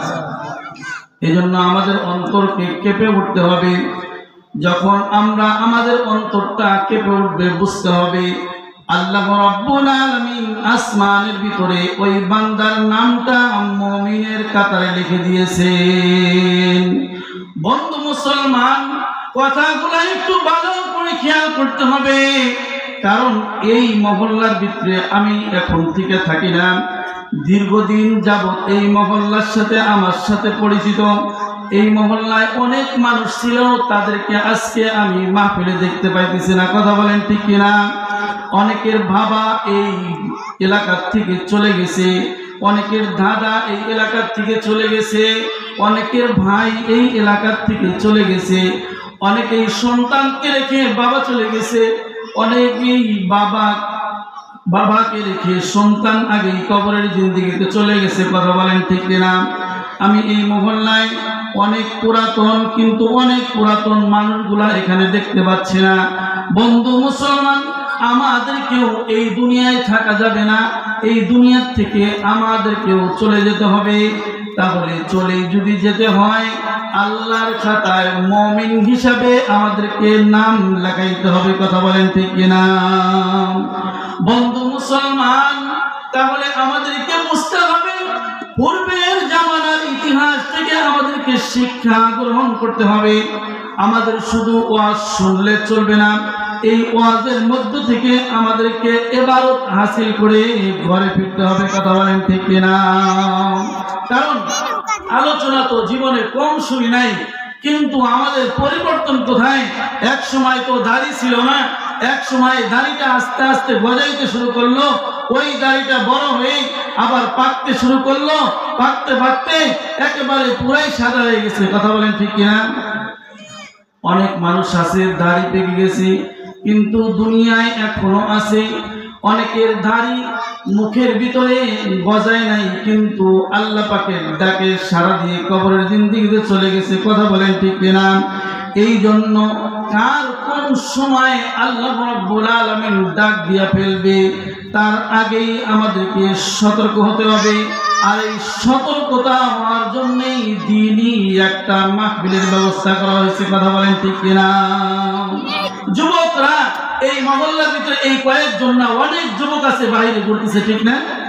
হতে পারে এই মাহফিলটাই শেষ মাহফিল, এরপরে আর সুযোগ নাও হতে পারে। কথা বলেন ঠিক কিনা? কারণ অনেক মানুষকে আমি দেখেছি আমার সাথে একসাথে বসে এই এলাকার মানুষ কথা বলেছে, কিন্তু এখন ওই মানুষগুলো আর দেখি না। মসজিদের বারান্দায় যাই, ঘরের ভিতরে ঢুকি, ওই মানুষগুলোর সাথে আর সাক্ষাৎ হয় না, চলে গেছে কবরের জিন্দেগিতে। কোন সময় যেন আমিও চলে যাব, এই দুনিয়ার থেকে বিদায় নিয়ে চলে যাব। এক সময় বলবে হাফেজ মাওলানা সাইফুল্লাহ আশরাফ নাই, দুনিয়ার থেকে বিদায় নিয়ে চলে গেছে। কথা বলেন ঠিক কিনা? এই জন্য আমাদেরকে মুমিনের খাতায় নাম লেখাইতে হবে। কথা বলেন ঠিক কিনা? এই মুমিনের খাতায় নাম লেখাইতে পারলে আল্লাহ রাব্বুল আলামিন ওই মানুষটাকে আল্লাহ পুরস্কার দিবেন। সুবহানাল্লাহ বলেন। আমরা পুরস্কার চাই কি চাই না? কথা বলে একটু পুরস্কার চাই কি চাই না? এইটা জানতে চাইলে আব্দুল্লাহ ইবনে মুবারক বিখ্যাত একজন তাবী ছিলেন। এই বিখ্যাত তাবী আল্লাহ রাব্বুল আলামিনের রাত্রি জাগরণ করে ইবাদত করতেন। দিনের বেলায় তো কোনো নামাজকেই কোনোদিন ছাড়তেন না, কিন্তু রাত্রি বেলায়ও গভীর রজনীতে উঠতেন, তাহাজ্জুদ নামাজ পড়তেন, কোরআন তেলাওয়াত করতেন, আর সারা রাত্রি শেষ করে দিতেন। বন্ধু মুসলমান, এই ব্যক্তিটা পাশের বাড়িতে আরেকজন লোক ছিল, উনি ছিল কামার। উনি লোহা পিটাইতেন, লোহা পিটাইয়া পিটাইয়া দাও খুন্তা কুড়াল বানিয়ে বানিয়ে বাজারে বিক্রি করতেন, আর ওই টাকা দিয়ে সে সংসার চালাইতেন। হঠাৎ করে বিখ্যাত তাবী আব্দুল্লাহ ইবনে মুবারক উনি ইন্তেকাল করলেন। ইন্তেকাল করার কিছুদিন পর ওই সময়ের এক বিখ্যাত বুজুর্গ আল্লাহর ওলি আব্দুল্লাহ ইবনে মুবারককে স্বপ্নে দেখতেছেন। স্বপ্নের ভিতরে দেখতেছেন আব্দুল্লাহ ইবনে মুবারক জান্নাতের ভিতরে ঘুরতেছে। সুবহানাল্লাহ বলেন। কোথায় ঘুরতেছে? উনি স্বপ্নে দেখলেন যে জান্নাতের ভিতরে আব্দুল্লাহ ইবনে মুবারক ঘুরতেছে। তখন ওই আল্লাহর ওলি বললেন যে যেমন কাজ তেমন ফল। সুবহানাল্লাহ। যেমন কাজ করেছেন আল্লাহ রাব্বুল আলামিন তার বিনিময়ে আল্লাহ আপনাকে ওরকম শান শওকত দিয়েছেন। সুবহানাল্লাহ সুবহানাল্লাহ। বিখ্যাত বুজুর্গ যখন আব্দুল্লাহ ইবনে মুবারকের সাথে স্বপ্নের মাধ্যমে দেখা হলেন, আব্দুল্লাহ ইবনে মুবারক জান্নাতের ভিতরে ঘুরতেছেন। বিখ্যাত বুজুর্গ উনি বললেন যেমন কাজ করেছো আল্লাহ রাব্বুল আলামিন ওরকম একটা শান শওকত জান্নাত আপনাকে দান করেছেন। এই কথা বলতে বলতেই বন্ধু মুসলমান আব্দুল্লাহ ইবনে মুবারক বললেন আমাকে এই জান্নাতের ভিতরে দেখে আপনি আফসোস করতেছেন, কিন্তু আমি যে জান্নাতের ভিতরে চলতেছি এই জান্নাতের মতো আরো অনেক বড় একটা জান্নাত। আমার পাশের বাড়িতে যেই কামার ছিল ওই কামারকে এর চেয়েও বড় একটা জান্নাত আল্লাহ দান করে দিয়েছেন। সুবহানাল্লাহ সুবহানাল্লাহ। একটু জোরে বলতে পারলেন না? কি করতেছে? আব্দুল্লাহ ইবনে মুবারক বলেন যে আমাকে তো জান্নাত দিছে, আমার চেয়ে বড় একটা জান্নাত আমার পাশের বাড়িতে যেই কামার ছিল এই কামারকে ওই বড় জান্নাতটা দিয়ে দিছে। সুবহানাল্লাহ সুবহানাল্লাহ। বিখ্যাত বুজুর্গ এই কথা বলতে বলতে জাগনা হয়ে গেছে। উনি চিন্তা করলেন এই সময়ের বিখ্যাত তাবী আব্দুল্লাহ ইবনে মুবারকের মতো ইবাদত করেওয়ালা মানুষ তো আর আমি দেখি নাই। কিন্তু পাশের বাড়ির কামারকে কেন আব্দুল্লাহ ইবনে মুবারকের চেয়ে বড় জান্নাত দিলেন? তার অন্তরের ভিতরে কৌতূহল শুরু হয়ে গেল। বন্ধু মুসলমান, তখন ওই বিখ্যাত বুজুর্গ চিন্তা করলেন, একজন স্ত্রী বলতে পারে তার স্বামীর অবস্থা, কথা বলেন ঠিক কিনা? এজন্য বিশ্ব নবী জনাবে মুহাম্মদুর রাসূলুল্লাহ সাল্লাল্লাহু আলাইহি ওয়াসাল্লাম বলেন, কোন স্ত্রী যদি বলে আমার স্বামী ভালো, তাহলে ওই স্বামী জান্নাতি। আর কোন স্বামী যদি বলে আমার স্ত্রী ভালো, তাহলে ওই স্ত্রীও জান্নাতি। সুবহানাল্লাহ। তাহলে স্ত্রীর সাক্ষ্য স্বামীর জান্নাত, সুবহানাল্লাহ বলেন। আর স্বামীর সাক্ষ্য স্ত্রীর জান্নাত, সুবহানাল্লাহ। তাহলে এখান থেকে আমরা আরো একটা শিক্ষা পেলাম, কথা বলেন ঠিক কিনা? আব্দুল্লাহ ইবনে মুবারক যখন এই কথা বললেন, বলার পরে ওই বুজুর্গ বলতেছেন যে কামারের এমন কি গুণ ছিল, যে গুণের কারণে যে আব্দুল্লাহ ইবনে মুবারকের মতো আল্লাহর ওলি তার চেয়েও বড় জান্নাত তার পাশের বাড়ির কামারকে দিয়ে দিয়েছেন। সুবহানাল্লাহ। এই কথা চিন্তা করে বললেন, এটার একমাত্র সাক্ষ্য তার স্ত্রী দিতে পারে। সুবহানাল্লাহ। তার স্ত্রী দিতে পারে। এজন্য উনি পা পা করে হাঁটতে হাঁটতে তার কামারের বাড়িতে চলে গেলেন। সুবহানাল্লাহ। বন্ধু মুসলমান, কামারের বাড়িতে গিয়ে তার স্ত্রীকে ডাক দিলেন, ওগো মা, তোমাকে আমি কয়েকটা কথা জিজ্ঞাসা করতে চাই। বলে, কি বলতে চান?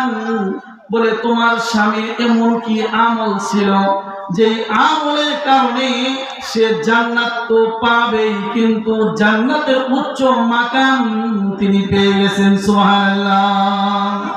আব্দুল্লাহ ইবনে মুবারকের পাশের বাড়ির কামার, যিনি দাও খন্তা কুড়াল বানিয়ে বানিয়ে বিক্রি করতেন, এই মানুষটা তখন তার স্ত্রী বললেন, আমার স্বামীর এরকম কোনো আমল আমি তো দেখতে পাই নাই, কিন্তু আমি একটা আমল দেখতে পেয়েছি। আমার পাশের বাড়িতে আব্দুল্লাহ ইবনে মুবারক ছাদের মধ্যে দাঁড়ায় দাঁড়াইয়া নামাজ পড়তেন আর কোরআন তেলাওয়াত করে করে সারা রাত্রি কাটিয়ে দিতেন। আমি দেখেছি আমার স্বামী দিনের বেলায় গরমের কারণে এরকম ভাবে আগুন দিয়ে তাপ দিয়ে লোহা গরম করতে কষ্ট হইতো, এজন্য রাত্রিতে উঠে লোহা গরম করে পিঠে পিঠে দাও খন্তা কুড়াল বানিয়ে বাজারে বিক্রি করতেন। এই সময় আব্দুল্লাহ ইবনে মুবারক যে ছাদের উপর দাঁড়ায় দাঁড়ায় ইবাদত করতেন, ওই ইবাদতটা দেখে দেখে উনি আফসোস করতেন, আল্লাহ, আমিও এরকম ভাবে ইবাদত ছেড়ে দিয়ে বসে থাকার মতো মানুষ না গো আল্লাহ। আমার স্বামীকে আমি দেখেছি, আমার স্বামী আব্দুল্লাহ ইবনে মুবারকের ওই ইবাদত দেখে আফসোস করতেন আর বলতেন, আল্লাহ,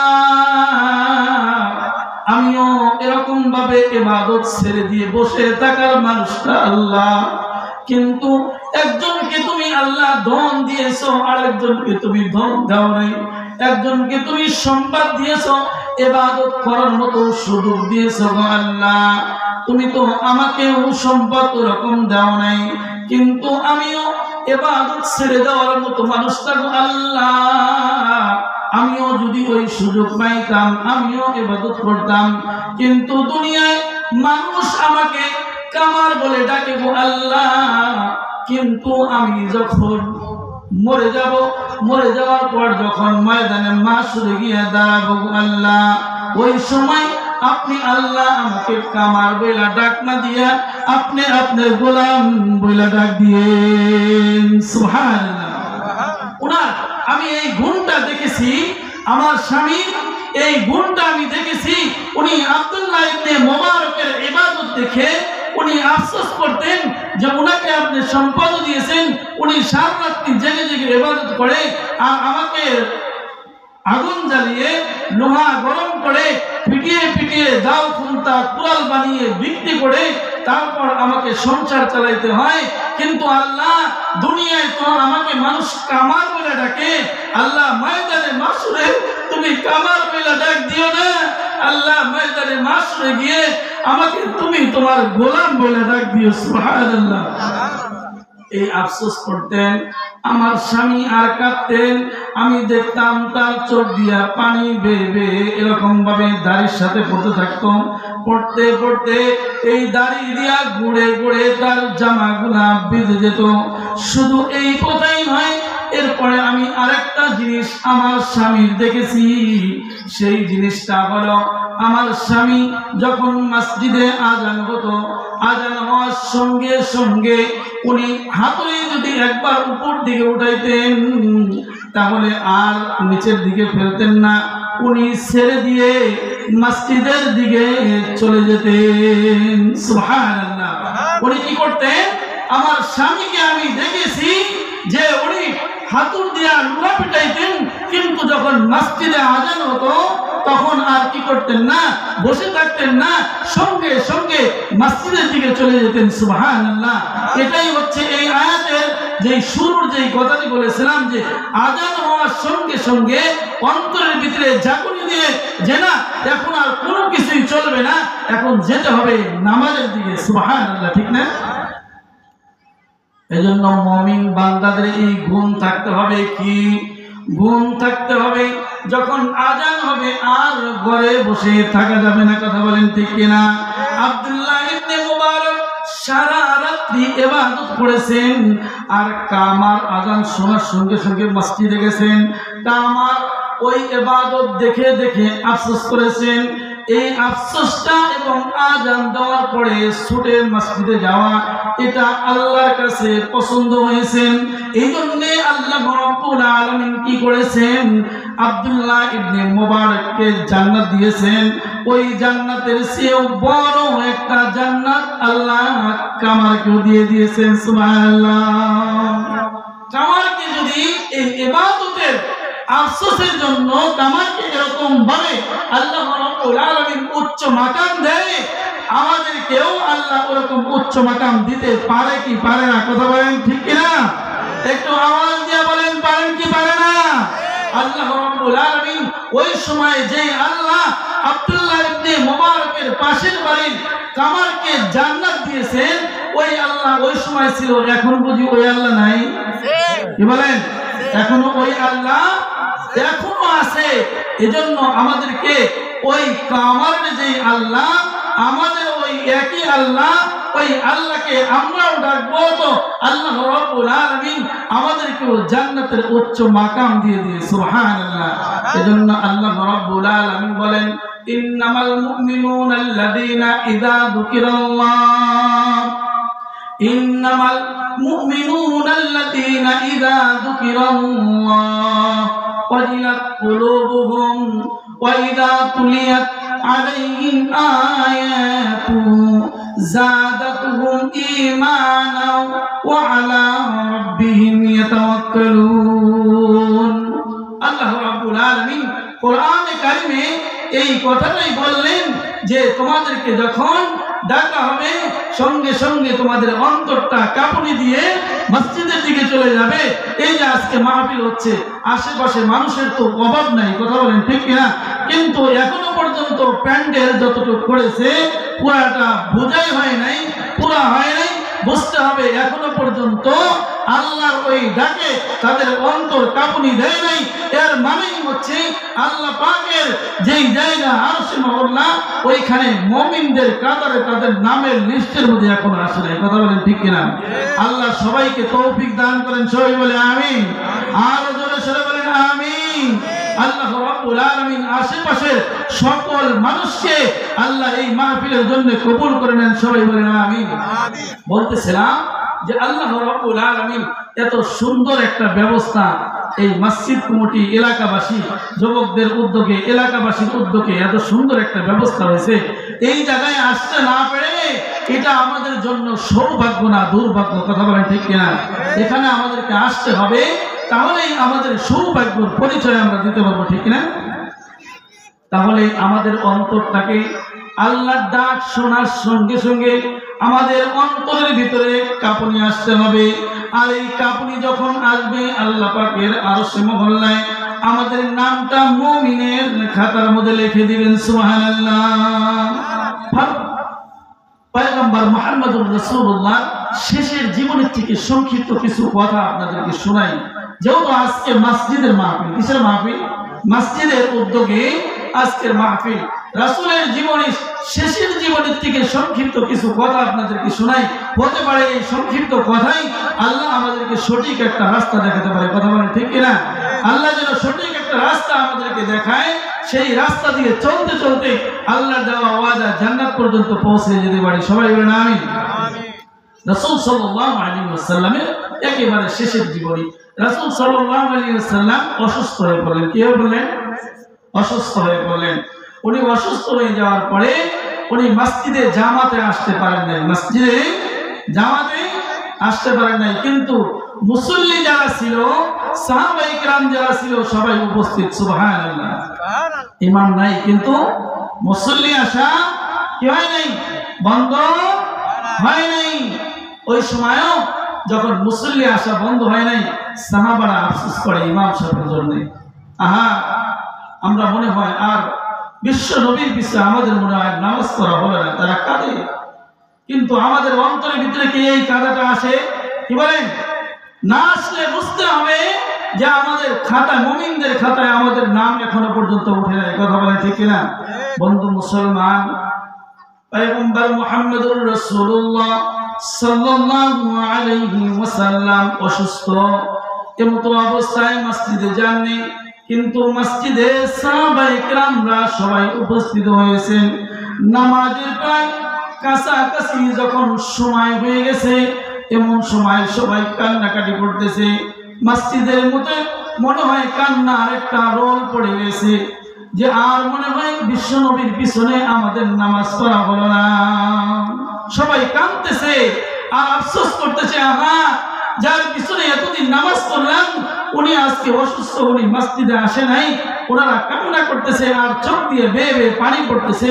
কিন্তু নামাজের যখন সময় হয়ে গেছে, নামাজের সময় হয়ে যাচ্ছে, এদিকে বিশ্বনবী অসুস্থ। কিছু সময় এরকম ভাবে বিছানায় শুয়ে পড়েন, আবার একটু উঠেন, দাঁড়ি করেন, আবার শুয়ে পড়েন, কিন্তু মসজিদে যাওয়ার মতো এই সুযোগ বিশ্বনবীর হন নাই। কিন্তু সাহাবায়ে কেরামরা আফসোস করতেছেন। আফসোস করতে করতে এক পর্যায়ে যখন নামাজের সময় হয়ে গেছে, সময় হয়ে যাওয়ার পর তখন সবার পরামর্শ অনুযায়ী সিদ্দিকে আকবরের ইমামতিতে নামাজ শুরু হয়ে গেছে। সুবহানাল্লাহ। তাহলে ইমাম সাহেব নাই, আমাদের এলাকায় যারা মুসল্লি আছে, এই মুসল্লিদের মধ্যে থেকে একজন ইমামতির যোগ্য ব্যক্তি থাকা দরকার আছে না নাই? এজন্য আমাদেরকে কোরআন শিখতে হবে। কি শিখতে হবে? কোরআন শিখতে হবে। এই আয়াতের শেষের অংশ আপনাদেরকে আমি বলবো ইনশাআল্লাহ।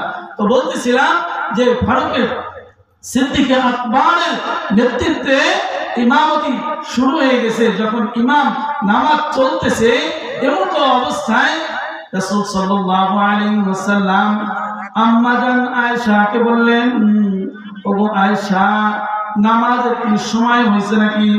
আম্মা জান আয়েশা রাদিয়াল্লাহু তাআলা আনহা বলেন, ওগো নবী, নামাজের তো সময় হয়েছে, কিন্তু আপনি তো অসুস্থতার কারণে আপনি যেতে পারেন নাই। কিন্তু নামাজের সময় যখন হয়ে গেছে, সবাই পরামর্শ করে সিদ্দিকে আকবর আমার বাবার ইমামতিতে নামাজ শুরু হয়ে গেছে। এই কথা যখন আম্মা জান আয়েশা রাদিয়াল্লাহু তাআলা আনহা বললেন, বলার সঙ্গে সঙ্গে বিশ্ব নবী বললেন, ওগো আয়েশা, আমার মাথাটা একটু উঁচু করে ধরো, এই জানালাটা একটু খুলে দাও, আমি একটু নামাজের দৃশ্যটা আমি একটু তাকিয়ে দেখি।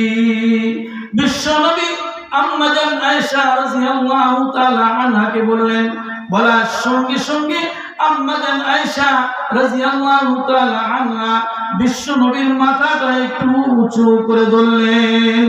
শুধু ধরলেন না, মসজিদের দিকে যখন ঘুরিয়ে মুখটা ধরলেন, বিশ্বনবীর চোখ দিয়া পানি ছেড়ে আবার বিছানার মধ্যে শুয়ে পড়লেন। আম্মা জান আয়েশা জিজ্ঞাসা করে, ওগো নবী, আপনি বুঝি কষ্ট পেয়েছেন, আমার বাবা আপনার জায়গায় দাঁড়িয়ে নামাজ পড়তেছে, এই জন্য বুঝি আপনি কষ্ট পেয়েছেন। কষ্ট পেয়ে বুঝি আপনি চোখ দিয়ে পানি ছেড়ে আবার বিছানার মধ্যে শুয়ে পড়লেন। বিশ্বনবী জনাবে মুহাম্মদুর রাসূলুল্লাহ সাল্লাল্লাহু আলাইহি ওয়াসাল্লাম বলেন, ও আয়েশা, সব কান্নাই কষ্টের কান্না হয় না, কিছু কিছু কান্না আনন্দের কান্নাও হয়। সব কান্নাই কষ্টের কান্না হয় না, কিছু কিছু কান্না আনন্দের হয়।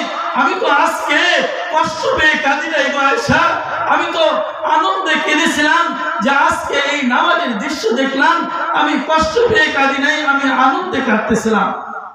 আমাদের আয়েশা বললেন যে আজকে আপনি অসুস্থ, কিছু সময় আপনার হুঁশ ফিরে আসে, আবার কিছু সময় বেহুশ হয়ে জমিনের মধ্যে শুয়ে পড়েন, এই সময় আপনার আনন্দ কিসের?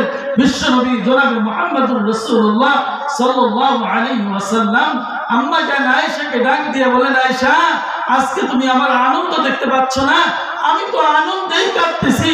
বলে, কি আনন্দ আপনি পাইলেন? বলে, এই নামাজকে প্রতিষ্ঠিত করতে গিয়ে আমাকে উহুদের ময়দানে যেতে হয়েছে, এই নামাজকে প্রতিষ্ঠিত করতে গিয়ে আমার শরীরের ভিতরে পাথরের আঘাত এরকম ভাবে লেগেছে, আমাকে জমিনের মধ্যে নামাজ পড়তেছি, উটের পচা বুড়ি আমার উপরে চাপিয়ে দিয়েছে, এত কষ্ট করে এই নামাজকে প্রতিষ্ঠিত করতে হয়েছে, কিন্তু আল্লাহ আজকে আমি তাকে দেখতেছি।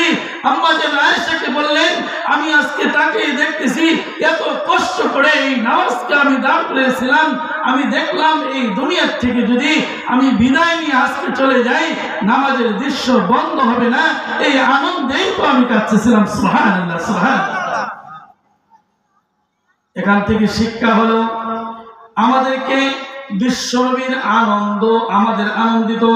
আল্লাহ রাব্বুল আলামিন কোরআনে কারিমে বলেন, কুল ইন কুনতুম তুহিব্বুনাল্লাহ, কুল ইন কুনতুম তুহিব্বুনাল্লাহ ফাত্তাবিউনি ইউহিব্বুকুমুল্লাহ ওয়া ইয়াগফির লাকুম যুনুবাকুম ওয়াল্লাহু গফুরুর রহিম। আল্লাহ রাব্বুল আলামিন বলেন যে আমি আল্লাহকে যদি কেউ ভালোবাসে, আমি আল্লাহকে যদি কেউ পাইতে চায়, তাহলে সে যেন বিশ্ব নবী আমার দোস্তকে বেশি বেশি করে ভালোবাসে। সুবহানাল্লাহ বলেন। আল্লাহ ডাক দিয়া বলেন, ওগো নবী, আপনি বলেন আমি আল্লাহকে যদি কেউ পাইতে চায়, সে যেন আপনাকে ভালোবাসে, আর আপনাকে যদি ভালোবাসে, আমি আল্লাহ রাব্বুল আলামিন ওই বান্দাকেও ভালোবাসবো। সুবহানাল্লাহ। তাহলে এই কথা বলেই ক্ষান্ত হলেন না, বললেন যে শুধু ভালোই বাসবো না, তাদের জিন্দেগীর সমস্ত গুনাহগুলোকে মাফ করে দিব। সুবহানাল্লাহ। এখান থেকে আরেকটা শিক্ষা, সেটা হচ্ছে রাসূল সাল্লাল্লাহু আলাইহি ওয়াসাল্লাম আল্লাহকে পাইতে চাইলে রাসূলের মহব্বত আমাদের অন্তরে নিয়ে আসতে হবে। আর রাসূলকে যদি আমরা ভালোবাসি, তাহলে রাসূলের করণীয় যে কাজ আছে সেইগুলো আমাদের করতে হবে, তাহলেই রাসূলের ভালোবাসা আমাদের অন্তরে আসবে, ঠিক না?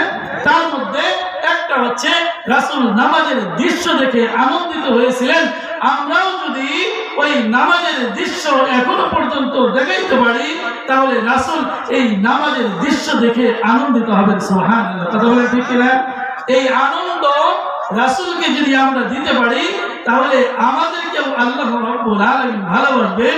শুধু ভালোই বাসবেন না, আমাদের জিন্দেগীর সমস্ত গুনাহগুলোকে মাফ করে দিবেন। সুবহানাল্লাহ। সংক্ষেপে আরেকটা কথা আপনাদেরকে শোনাই, দুনিয়াবি একটা উদাহরণ দিলে আপনারা বুঝতে পারবেন। আপনারা এখানে যা মোবাইল চালান, কারা কারা দেখি হাত উঠে দেখান। মোবাইল চালান কারা কারা? মোবাইল মোটামুটি সবাই চালান, হাত নামান। মোবাইলে কেউ যখন কল দেয়, কি বলে, কেউ যখন কল দেয়, দেওয়ার পরে কেটে দেয়, কি দেয়? টিভি দিয়ে আবার যখন কেটে দেয়, এটাকে আপনারা কি বলেন? বুঝেন নাই আমার কথা? এটাকে কি বলেন আপনারা? Miss call. এটাকে কি বলেন আপনারা? মিস কল বলেন। এই মিস কলের আওয়াজ মনে হয় আমার মাইকের চেয়ে জোরে হয়। কথা বলেন না কেন? এই মিস কলের আওয়াজ কি আমার এই মাইকের চেয়ে জোরে আওয়াজ হয়? মিস কলের আওয়াজ মাইকের চেয়ে তো দূরের কথা, এমনি কথা বললেও এর চেয়ে কম আওয়াজ হয়, ঠিক না? একেবারে ছোট্ট আওয়াজ হয়। এই আওয়াজ আপনারা বুঝেন কি বুঝেন না? কি বলেন? এই আওয়াজ আপনারা বুঝেন না? এই আওয়াজ আপনারা বুঝেন, বোঝার পরে তখন আপনারা কি করেন? মোবাইল পকেট থেকে বাইর করেন, ঠিক না? মোবাইল বাইর করে দেখেন কে যেন স্মরণ করেছে, আর মোবাইলটা বাইর করে দেখেন আমার সন্তান আমাকে মিস কল দিছে, সঙ্গে সঙ্গে সন্তানকে আবার মিস কল দিয়ে খবর নেন। কথা বলেন ঠিক কিনা? যদি ওই মোবাইলটা বাইর করে দেখেন সন্তান দেখে আমার বাবা আমাকে মিস কল দিছে, সন্তান তখন মোবাইলটা বাইর করে আবার আব্বাকে কল দিয়ে আব্বার খোঁজ খবর নেয়। কথা বলেন ঠিক কিনা? এরকম ভাবে দুনিয়ার মধ্যে যত মানুষ মোবাইল চালায় আর এরকম ভাবে মিস কল হয়, মিস কলের অতি উত্তরে তারা আবার কল করে খবর নেয়। কথা বলেন ঠিক কিনা? আমি বুঝাইতে চাই বন্ধু মুসলমান, এই দুনিয়ায় ছোট্ট একটা মিস কলের আওয়াজ পাওয়ার সঙ্গে সঙ্গে সঙ্গে সঙ্গে টাকা না থাকলেও সংগ্রহ করি। কথা বলেন ঠিক কিনা?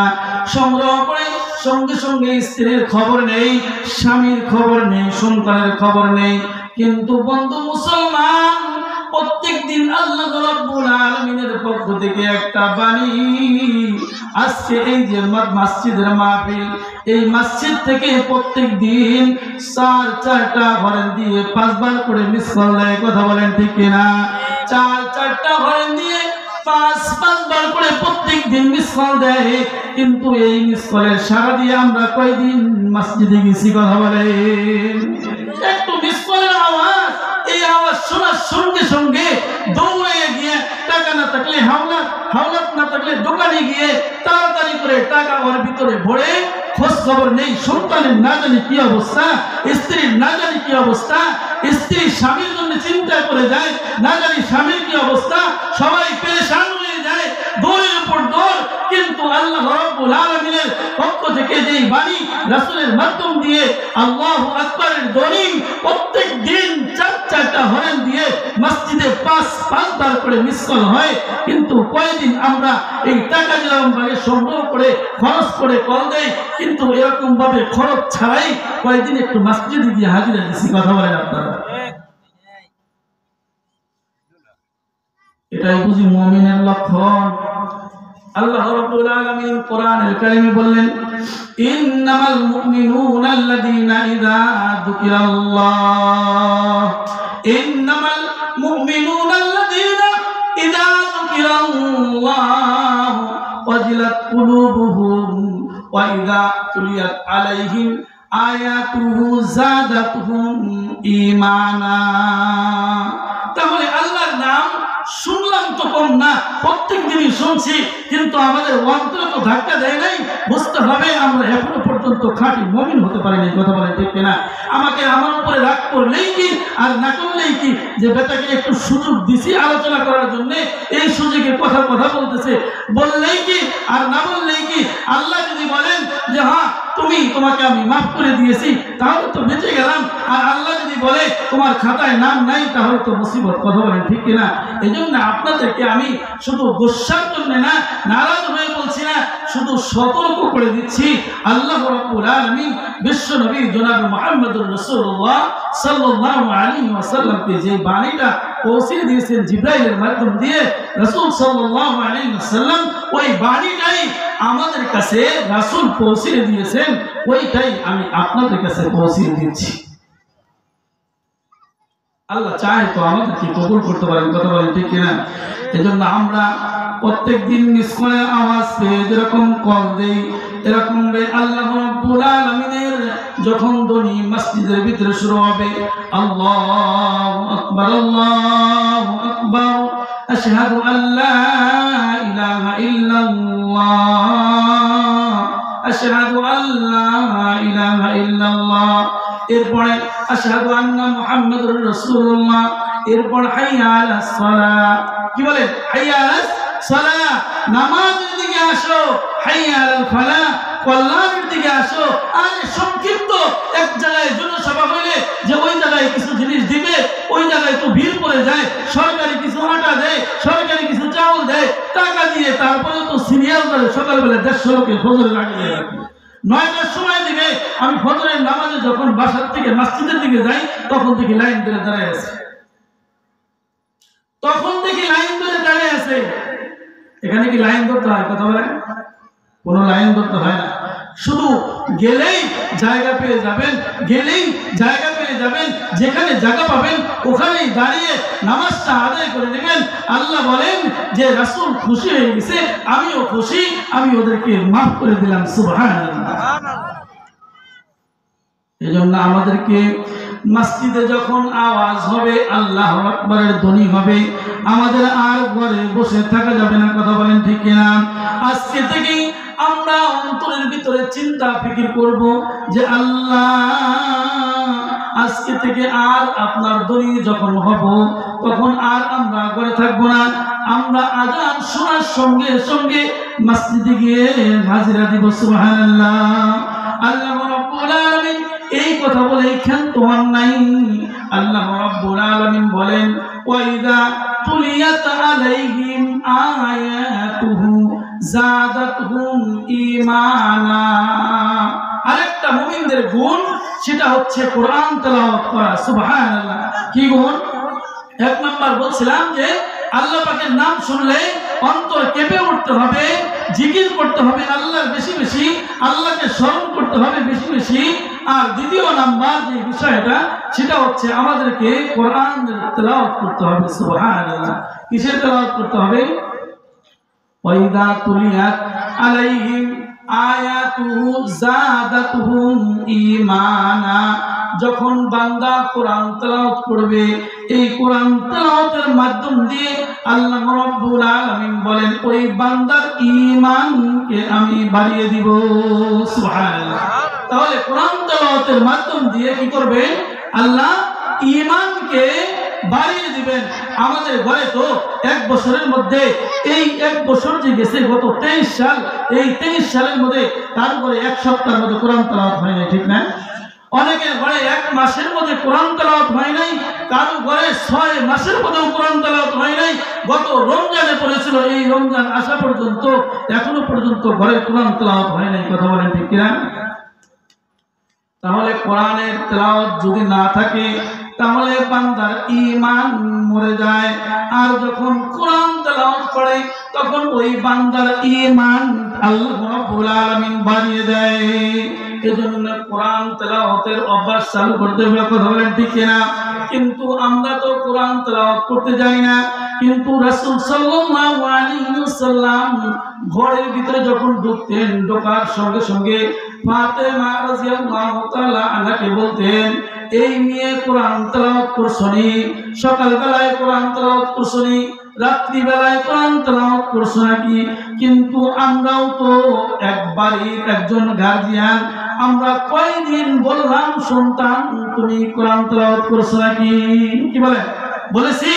আমরা এই বাড়িতে গিয়ে একদিন তো বললাম না যে কোরআন তেলাওয়াত, তো একদিনও দেখলাম না। যার সকালবেলায় কোরআন তেলাওয়াত দিয়া শুরু, তার সারা দিনই ভালো। সুবহানাল্লাহ, সুবহানাল্লাহ। কোরআন তেলাওয়াত যার ভালো, তার সবকিছুই ভালো। কোরআন তেলাওয়াত করছেন তো ঈমান বাড়ছে, আর ঈমান বাড়ছে তো আযান হচ্ছে তো ঘরে বসে থাকার সুযোগ নাই, সঙ্গে সঙ্গে মসজিদের দিকে চলে যাবে। কথা বলেন ঠিক কিনা? ঈমান তো কমজোর হয়ে গেছে, যার জন্য অন্তরটা আর কাঁপুনি দেয় না। 1 বছর হয়ে গেছে, কোরআন তেলাওয়াত তো আমাদের ঘরে নাই, ঠিক না?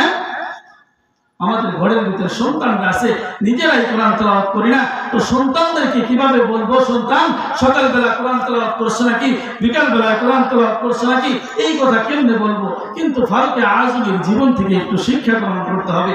ফারুকে আজম সারাদিন সব কাজে ব্যস্ত থাকার পরে যখন ঘরের ভিতরে যাইতেন, যখন কোথায় যাইতেন?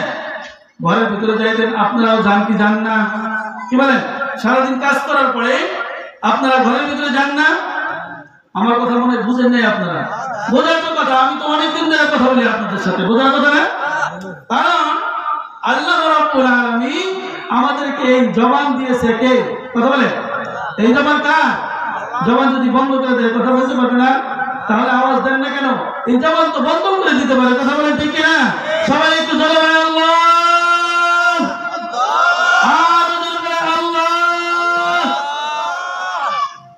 এই জবান আল্লাহ রাব্বুল আলামিন দিয়েছেন, সব কাজে লাগাচ্ছি এই জবান দিয়ে। আল্লাহর নাম জবান দিয়ে বাইর হয় না, এটাও হিসাব দিতে হবে। আসলে আমাদের কথা বলেন ঠিক কিনা? এখান থেকে আমরা বাঁচার চেষ্টা করি। কথা বলেন। ফারুক আজম সারাদিন বাইরে যখন কাজ করতেন, কাজ করে যখন ঘরের ভিতরে ঢুকতেন, ঘরের ভিতরে ঢুকলে সন্তানরা দৌড়ে আসে। কথা বলেন ঠিক কিনা? ঘরের ভিতরে ঢুকলে সন্তানরা দৌড়ে আসে আর সন্তানগুলাকে আমরা কোলে নেই। কথা বলেন ঠিক কিনা? ফারুক আজমের জীবনে আমি পড়ে দেখেছি, উনি যখন ঘরের ভিতরে যাইতেন সন্তানদেরকে কোলে নিতেন না, স্ত্রীদের সাথে শুরুতেই কথা বলতেন না। উনি তাজা একটা অজু বানাইতেন আর অজু বানাইয়া কোরআনটাকে জড়াইয়া ধরতেন আর বলতেন, ও কোরআন, সারাদিন বিভিন্ন ব্যস্ততার কারণে তোমার সাথে মুলাকাত হয় নাই গো কোরআন।